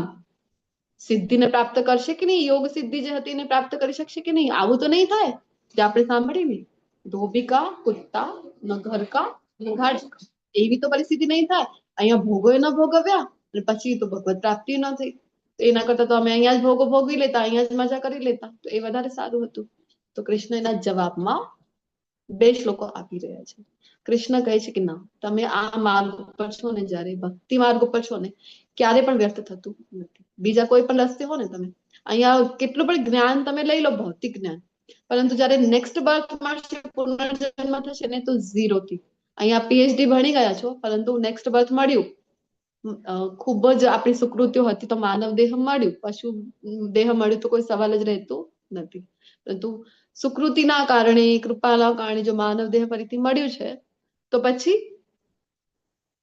ત્યાં તો ફરીથી A ફોર એપલ થી શરૂઆત કરવાની છે. A ફોર એપલ થી પણ પહેલા સ્કૂલમાં તમે જોતા હો છો, નર્સરીમાં બાળકો જાય તો પેટર્ન ઉપર ટ્રેસિંગ કરીને slanting line, standing line, sleeping line, અહીંયાથી શરૂઆત થાય છે. આપણે પૂર્વજન્મમાં PhD કરી હતી, પરંતુ અહીંયા તો લાઈન અને પેટર્ન અહીંયાથી શરૂઆત કરવી પડી છે નેક્સ્ટ બર્થમાં. પરંતુ ભક્તિ યોગમાં થોડીક પણ પ્રગતિ કરી છે ને, તો એ ક્યારે પણ વ્યર્થ જતી નથી. ભગવાન અહીંયા કહે છે, 2 શ્લોકો આપ્યા છે. તો એક 6.41 કોના માટે છે? કે જેને 25% સુધી કર્યું હતું પ્રયત્ન, અને પછી ભૌતિક સંઘ એવું મળ્યું કે છૂટી ગઈ ભક્તિ, તો શું થાય છે? તો ભગવાન કહે છે આવા 25% સુધી 15% સુધી પહોંચ્યા છો ને, તો કોઈ ચિંતાની વાત નથી. તમે 26% નેક્સ્ટ બર્થમાં શરૂઆત કરશો ને ભગવત પ્રાપ્તિ સુધી પહોંચી જશો. રહી ગયું હતું ને તમારું એ સંગના કારણે, તો ચલો હું એવી વ્યવસ્થા કરું છું ને, ભગવાન કહે છે કે અસફળ યોગી પુણ્યાત્મા લોકોના લોકમાં અનેક વર્ષો સુધી સુખ ભોગવ્યા પછી તારી ઈચ્છા હતી ને ભોગો ભોગવવાની ભૌતિક સંગના કારણે, તો ચલ તને આવા નાના મોટા નહીં, તને તો હાયર લેવલના ભોગો ભોગવવાની વ્યવસ્થા, સ્વર્ગ લોકમાં તને ભોગો ભોગવવાની વ્યવસ્થા કરી આપું છું. તો અથવા તો સદાચારી લોકોના અથવા તો ગર્ભ શ્રીમંત લોકોના કુળમાં જન્મ પ્રાપ્ત કરી છે. ખૂબ ભક્તિ કરી હતી અને સંગના કારણે રહી ગઈ, તો ચલો ભોગો ભોગવવાની ઈચ્છા હતી ને, કાં તો સ્વર્ગલોકમાં કાં તો અહીંયા પણ મળે તો ખૂબ ગર્ભ શ્રીમંત. આપણે જોતા હોય છે ને કે ઘણા લોકોને જન્મ જ એવા કુટુંબમાં મળે છે. શું કામ મળે છે? કે તમે પહેલા પૂર્વજન્મની ભક્તિ કરેલી હતી ને, એટલે જ ગર્ભ શ્રીમંત ઘરમાં જન્મ મળે છે. શું કામ? કારણ કે હવે અર્થોપાર્જન માટે તમારે સમય અને એનર્જી આ બંને વેસ્ટ કરવાની રહેશે નહીં. તો પછી આ સમય અને આ એનર્જી ક્યાં લગાવશો? ભગવત પ્રાપ્તિ માટે અધ્યાત્મમાં લગાવશો અને આ જન્મમાં હવે ભગવત પ્રાપ્તિ કરી લેશો. અથવા તો બીજો શ્લોક છે કે જેને ખૂબ વધારે પ્રયત્નો કર્યા હતા, ધારો કે 95, 99 સુધી પહોંચી આવ્યા, પરંતુ કોઈ કારણસર મૃત્યુ થઈ ગઈ અને થોડાક ઉપર રહી ગઈ ભગવત પ્રાપ્તિ. તો આવા જે લોકો છે, તો આવા લોકોની કેવી ગતિ છે? તો ભગવાન કહે છે કે દીર્ઘ યોગાભ્યાસ પછી જો અસફળ રહી તો તે એવા અધ્યાત્મવાદીના કુળમાં જન્મ પામે છે કે જેઓ અતિશય જ્ઞાનવાન હોય છે. ખરેખર આ જગતમાં આવો જન્મ પામવો એ અત્યંત દુર્લભ છે. ભગવાન પોતે કહે છે કે આવો જન્મ ખૂબ જ દુર્લભ છે. કેવો જન્મ? કેવા કુટુંબમાં? કે જ્યાં નાનપણથી જ એને ભક્તોનો સંગ છે, એના કુટુંબમાંથી જ એને ભક્તિમય સેવાઓ શીખવાડવામાં આવે છે. આપણે જોતા હોય છે ને, ઘણા લોકોને વૈષ્ણવ કુટુંબમાં જન્મ મળે છે, તો ત્યાં બાલ ગોપાલની સેવા છે અથવા તો રાધા કૃષ્ણ ગૌર નિતાઈની સેવા છે. તો બાળપણથી જોઈ રહ્યા છે કે સેવા કેવી રીતે કરવાની. એમને પણ બધું આવડી જાય જોતા જોતા, અને એમને પણ ટેવ પડી જ જાય છે કે ના, પહેલા મને ભોગ લગાવવું છે કૃષ્ણને, જે કંઈ પણ ઘરમાં આવ્યું છે પહેલા એ કૃષ્ણ પાસે અર્પણ કરવું છે, પછી એ હું. ઘણા લોકો તમે જોતા હો તો સેલરી પણ આવે છે તો કૃષ્ણને આપી દે, કૃષ્ણ આ તો તારી છે, અને એમાંથી પોતે લેતા હોય છે કે હવે મને આ કાર્ય માટે જોઈએ છે કૃષ્ણ, તમે મને આપી દો એટલા પૈસા. આવા ભાવ સાથે કૃષ્ણથી લેતા હોય છે. તો આવા કુટુંબમાં જન્મ મળે છે તો કૃષ્ણ કહે છે નાનપણથી જ એ ભક્તિમય સેવા કરી શકે. આપણે જોતા હોય છે ને, ઘણા લોકોને નાનપણથી જ શ્લોકો કંઠસ્થ છે. આપણી પણ કિડ્સ બેચ હોય છે ભગવદ્ ગીતાની, તો એ બેચમાં મેં પણ મારા દીકરાને જયારે જોઈન કરાવ્યું હતું ત્યારે એ 6 વર્ષનું હતું. તો એને પણ એવા ઘણા બધા ભગવદ્ ગીતાના શ્લોકો જે કંઠસ્થ કરવા આપણને અઘરા પડે, પરંતુ નાના બાળકોને જલ્દીથી કંઠસ્થ થઈ જાય છે. તો એને પણ મંગળાચરણ આખું આવડી ગયું હતું અને ઘણા બધા શ્લોકો એને કંઠસ્થ થઈ ગયા. તો તમને પણ વિનંતી કરીશ, કિડ્સ બેચમાં તમારા બાળકોને જરૂરથી રજીસ્ટર કરવાઓ. તો શ્લોકો આવડી જાય છે નાનપણથી. કેવી રીતે આવડી જાય છે? કારણ કે એ પૂર્વજન્મની ભક્તિ જે હતી ને એ સંચિત હતી, એટલા માટે તરત જ એ ભક્તિમય જે કાર્યો છે એમાં પોતાને પ્રવૃત્ત કરી શકે છે. તો આવો જે જન્મ છે કે તમારી આજુબાજુ ભક્તોનો જ સંગ છે. કૃષ્ણ પોતે કહે છે કે આવો જન્મ અત્યંત દુર્લભ છે. હવે આ અધ્યાયનું જે કન્ક્લુઝન છે એ ભગવાન અહીંયા આપી રહ્યા છે કે આખો અધ્યાય ભણાવી દીધું કે બધા યોગના બધા જ અંગો ભણાવી દીધા, પરંતુ કન્ક્લુઝન આપે છે કે કયો યોગી શ્રેષ્ઠ કહેવાય. તો ભગવાન કહે છે યોગીનામ અપી સર્વેષામ મદ્ગતેન અંતરાત્મના શ્રદ્ધાવાન ભજતે યો મામ સમયુક્ત તમો મતઃ. કે સર્વ યોગીઓમાંથી કોણ શ્રેષ્ઠ છે? તો જે યોગી અત્યંત શ્રદ્ધાપૂર્વક શ્રદ્ધાવાન ભજતે યો મામ. વર્ષથી જ આપણને એનું મિનિંગ છે એ ખબર પડી જાય છે કે શ્રદ્ધાવાન ભજતે યો મામ. ભજવું એટલે ભગવાનની પરાયણ છે, ભગવાનની ભક્તિ કરે છે. શ્રદ્ધાપૂર્વક જે કોઈ કૃષ્ણની ભક્તિ કરી રહ્યા છે અને પોતાના અંતકરણમાં મદ્ગતિ અંતરાત્મના, પોતાના અંતકરણમાં મારું જ ચિંતન કરે છે અને મારી દિવ્ય પ્રેમમય સેવા કરે છે. તો આવો જે યોગી છે એ કૃષ્ણ કહે છે કે એ યોગમાં મારી સાથે અત્યંત ગાઢ રીતે સંકળાયેલો છે અને તે બધામાં સર્વોચ્ચ છે. આજ મારું મત છે. કૃષ્ણ સર્વોચ્ચ કોને કહી રહ્યા છે? બધા યોગીઓમાં જે ભક્તિ યોગી છે. હવે આનાથી જ ખબર પડી જાય ને કોણ હોય છે કૃષ્ણને પરાયણ. કૃષ્ણમાં મન છે, બુદ્ધિ છે એ લાગેલી છે, પ્રવૃત્તિઓ છે કૃષ્ણમાં લાગેલી છે, અંતકરણમાં કૃષ્ણનું સ્મરણ છે, શ્રદ્ધાપૂર્વક કૃષ્ણને ભજે છે. આવું કોણ કરે? ભક્તિ યોગી જ કરે. તો કૃષ્ણ કહે છે કે આ જે યોગી છે ભક્તિ યોગી એ સર્વોચ્ચ છે. તો આપણે તો ભગવદ્ ગીતાના શરણે આવ્યા છીએ, તો કૃષ્ણ પોતે જે કહે છે એ જ મત આપણા માટે તો ફાઇનલ હોવું જોઈએ. કૃષ્ણ આપણને સમજાવી રહ્યા છે ને. ઘણા લોકો ભગવદ્ ગીતાનો સાર આપણને જણાવી દે. કયું સાર જણાવી દે? તો કર્મણ્યેવાધિકારસ્તે મા ફલેષુ કદાચન. કહે છે કે ના, ત્યાં ભગવાને કીધું છે ને કર્મ ફળ પ્રત્યે અનાસક્ત રહેવું. આ જ ભગવદ્ ગીતાનો સાર છે. વાસ્તવમાં આ ભગવદ્ ગીતાનો સાર નથી. ભગવાનની ભક્તિમય સેવા કરવી, કારણ કે આગળ આપણે ભગવદ્ ગીતામાં જોઈશું, ભગવાન કહે છે મન મનાભો મદ તો મધ્યાજી મામ નમસ્કુરુ. કૃષ્ણ કહે છે કે મારું ભક્ત થા, મારી પૂજા કર, મને નમસ્કાર કર. તો શું કામ કૃષ્ણ અહીંયા કહી રહ્યા છે? કારણ કે અહીંયા પણ જે જણાવે છે, કૃષ્ણના દૃષ્ટિમાં સર્વોચ્ચ યોગી કોણ છે? જે શ્રદ્ધાયુક્ત કૃષ્ણને ભજે છે. તો આ અધ્યાયનું જ કન્ક્લુઝન આ છે.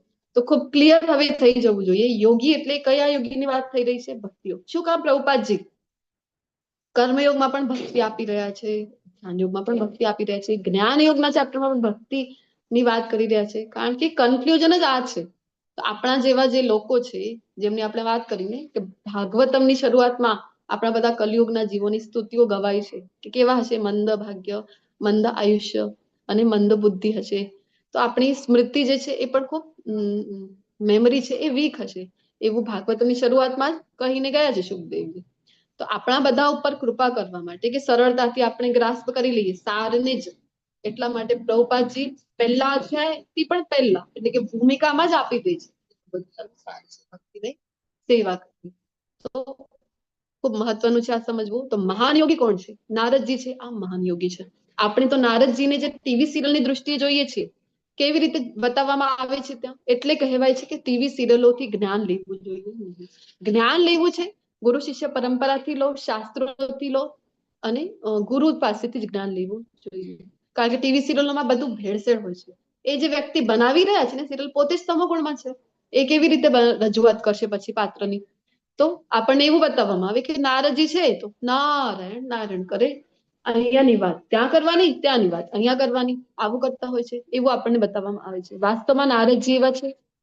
નારદજી તો ભગવાનના અત્યંત પ્રિય ભક્ત છે. તો મહાન યોગી જેમને ગણવામાં આવે છે. તો આપણે ભગવદ્ ગીતામાં અનેક યોગની વાત છે. કર્મયોગની છે, જ્ઞાન યોગની છે, ધ્યાન યોગ આજે જે ભણ્યા છે.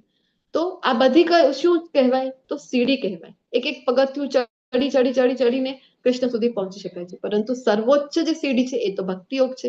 ત્યાં સુધી જ્યાં સુધી નહીં પહોંચો ત્યાં સુધી કૃષ્ણની પ્રાપ્તિ થશે નહીં.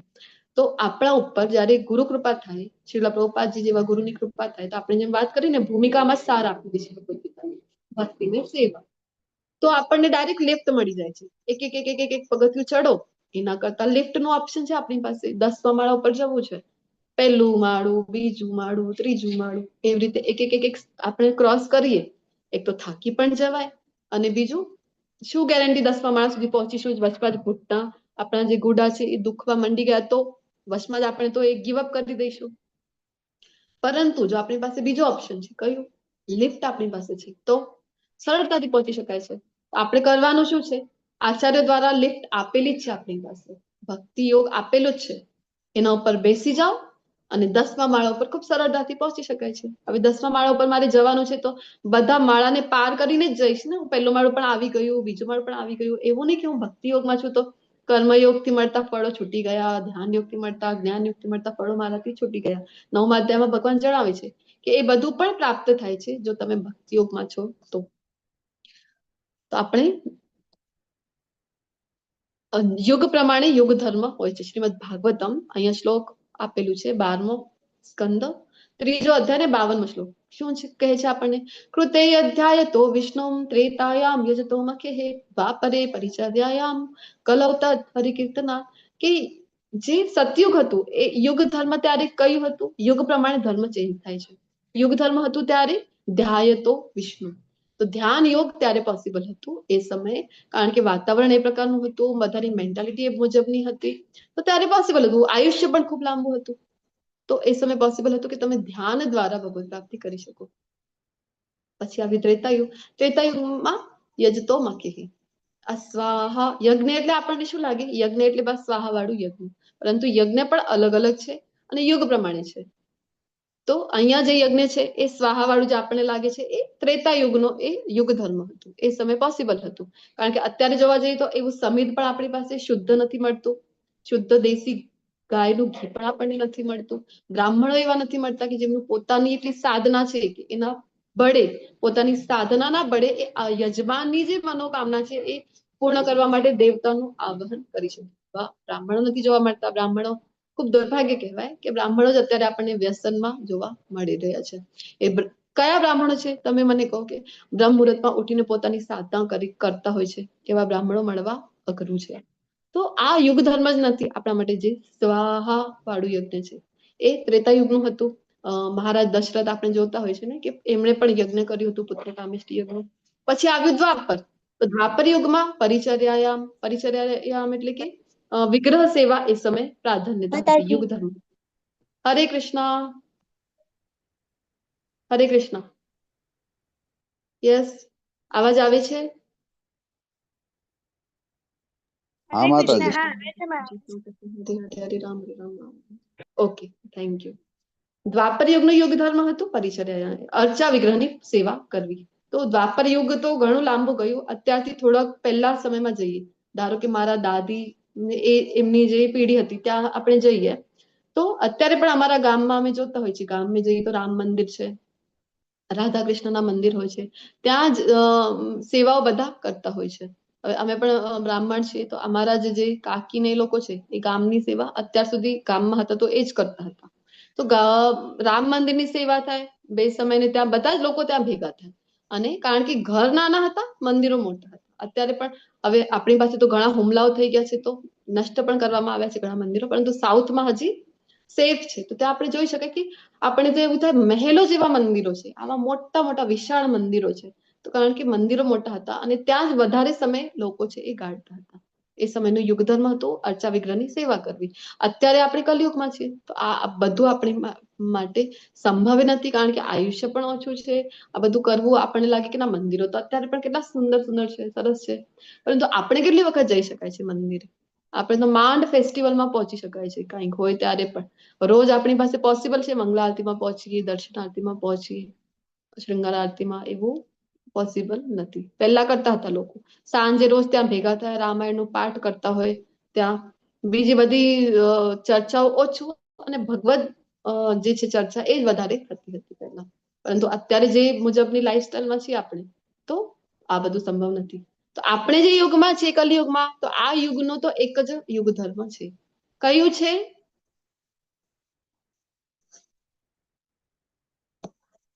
કયું છે યુગ ધર્મ? નામ સંકીર્તન. હરિનામ સંકીર્તન તુલસીદાસજી કહીને ગયા છે ને, કલિયુગ કેવલ નામ આધારા, સુમિર સુમિર નર ઉતરે પારા. એક જ રસ્તો છે ભગવાનના પવિત્ર નામનો જપ કરવો. ચૈતન્ય મહાપ્રભુએ આપેલું આ મંત્ર છે જે આપણે જપ કરી રહ્યા છીએ. હરે કૃષ્ણ મહામંત્ર કોઈ સાધારણ મંત્ર નથી. કૃષ્ણ પોતે જયારે ચૈતન્ય મહાપ્રભુના રૂપમાં આવ્યા છે તો કૃષ્ણ પોતે આ મંત્ર આપણને આપી ગયા છે. અને આમ જોવા જઈએ તો હરે રામ પહેલા હોય વૈદિક મંત્રની અનુસાર, પરંતુ એમાં પછી વૈદિક નિયમો લાગુ પડે છે. આપણે બધા કલિયુગના જીવો છે તો આ બધા નિયમો તો આપણાથી થાય નહીં. આપણે કોઈ બ્રહ્મ મુહૂર્તમાં ઉઠવાનું, વહેલું સ્નાન કરી લેવાના, પવિત્ર થઈને એક સ્થાન ઉપર જ બેસવાનું ને પછી જપ કરવાના, આવું બધું કઈ આપણાથી થશે નહીં.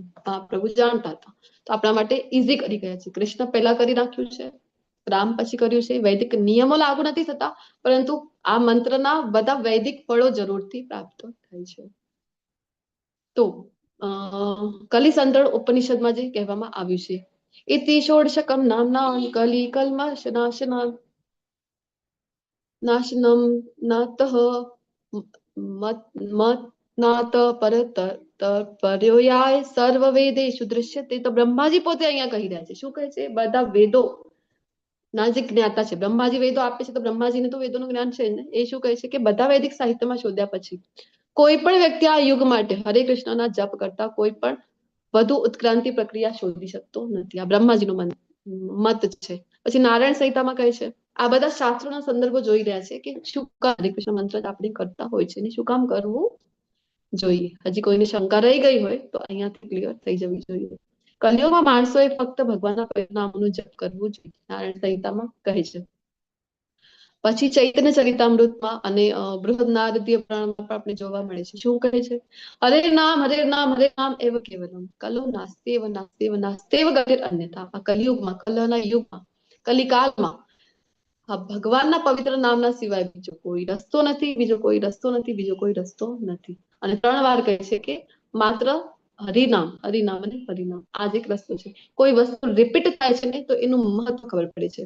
આપણે પણ કોઈને ઇન્સ્ટ્રક્શન આપવું હોય, આપણી મમ્મી આપતી હોય તો કહે છે ને આ કરી દે.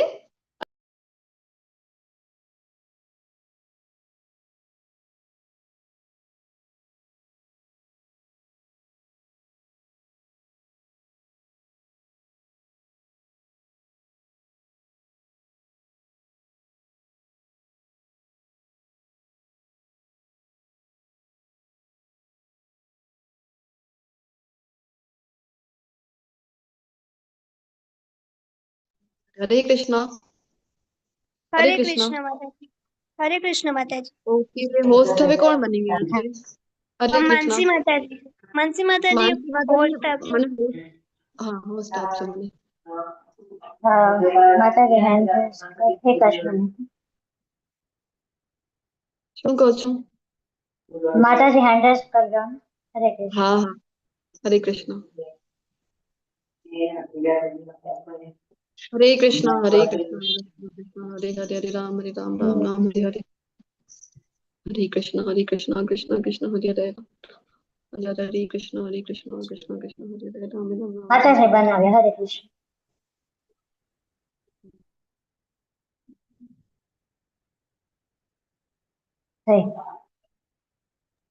પાછા માતાજી લીવ થઈ ગયા છે.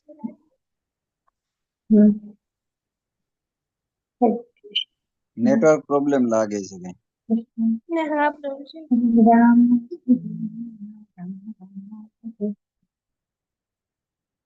કૃષ્ણ હરે કૃષ્ણ કૃષ્ણ કૃષ્ણ હરે કૃષ્ણ. હરે હરે રામ કૃષ્ણ.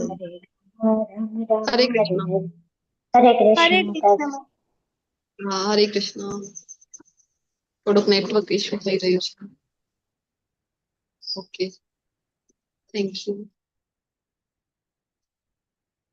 કલયુગ કેવ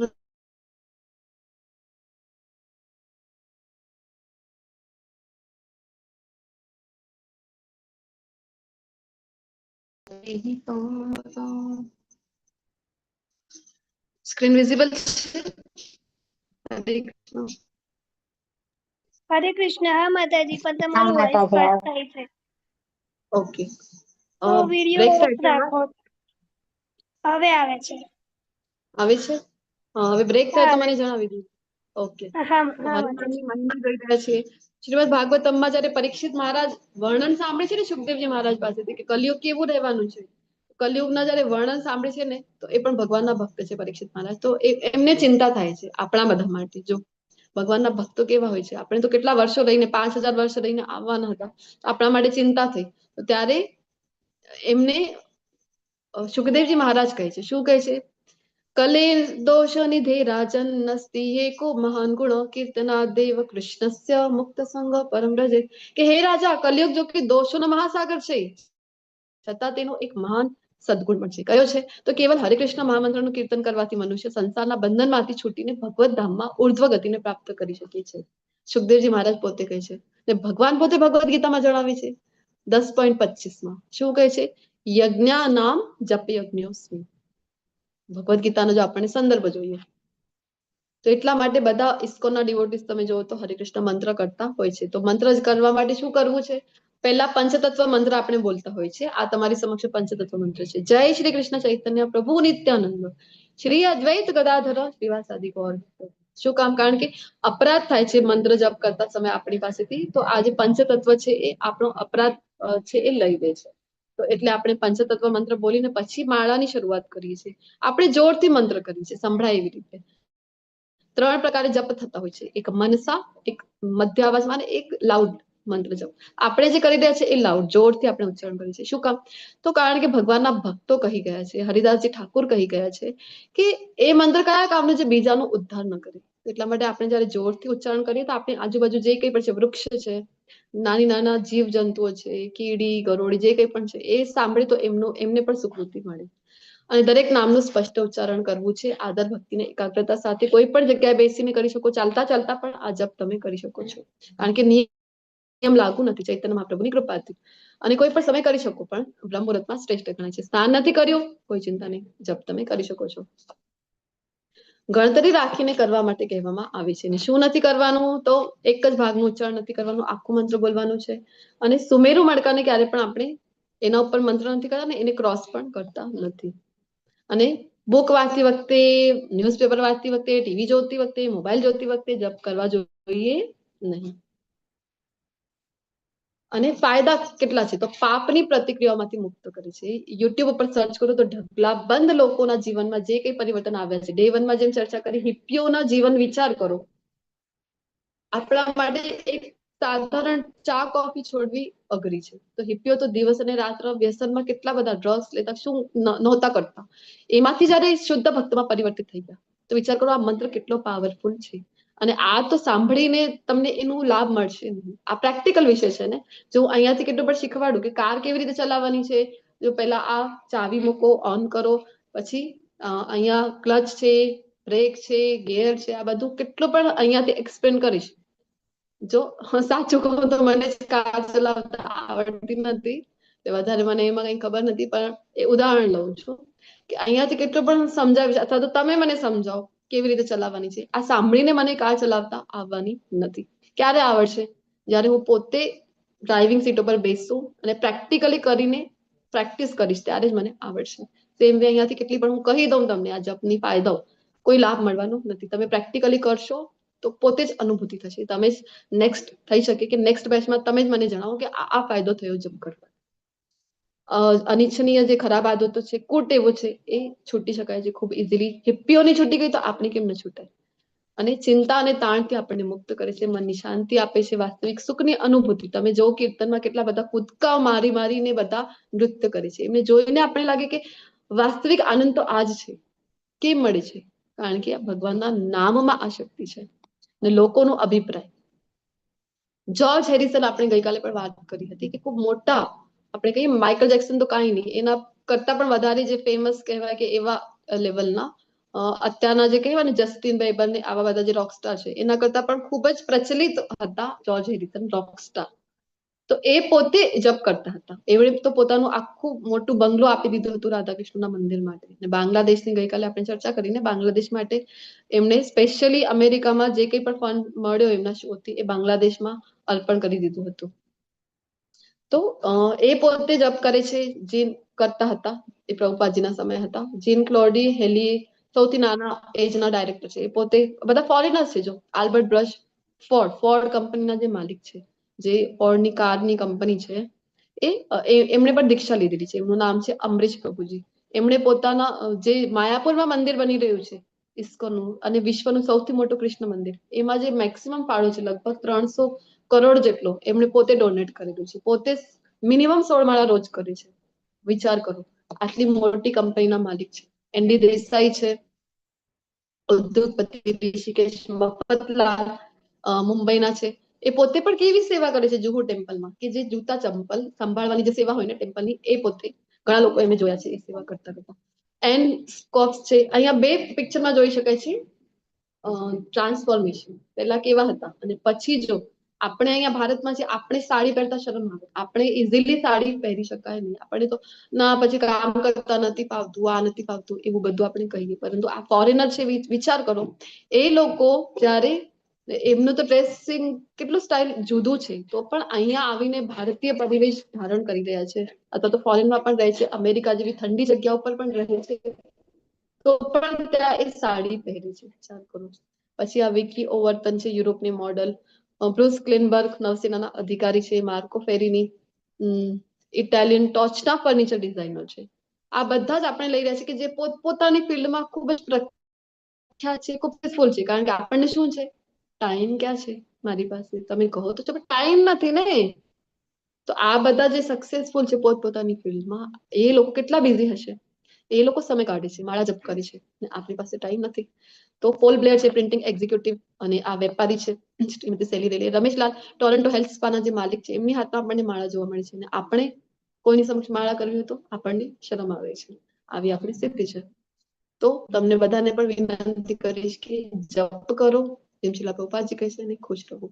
ભગવાનના નામમાં એટલું મહિમા છે. આજે જે શાસ્ત્રોક્ત ઉદાહરણ સાથે આપણે સમજ્યા છીએ. તો ખૂબ ખૂબ આભાર, તમે બધા અત્યાર સુધી મારી સાથે બની રહેલા છો, ખૂબ સપોર્ટ આપી રહ્યા છો મને. વાંછા કલ્પતરુભ્યશ્ચ કૃપા સિંધુભ્યૈવ ચ પતિતાનાં પાવનેભ્યો વૈષ્ણવેભ્યો નમો નમઃ. અંતકોટિ વૈષ્ણવ વૃંદ કી જય, શ્રીલા પ્રભુપાદ કી જય. હરે કૃષ્ણ કૃષ્ણ કૃષ્ણ હરે હરે, હરે રામ રામ રામ હરે હરે. હરે Krishna. Thank you so much. હરે કૃષ્ણ માતાજી, દંડવત પ્રણામ.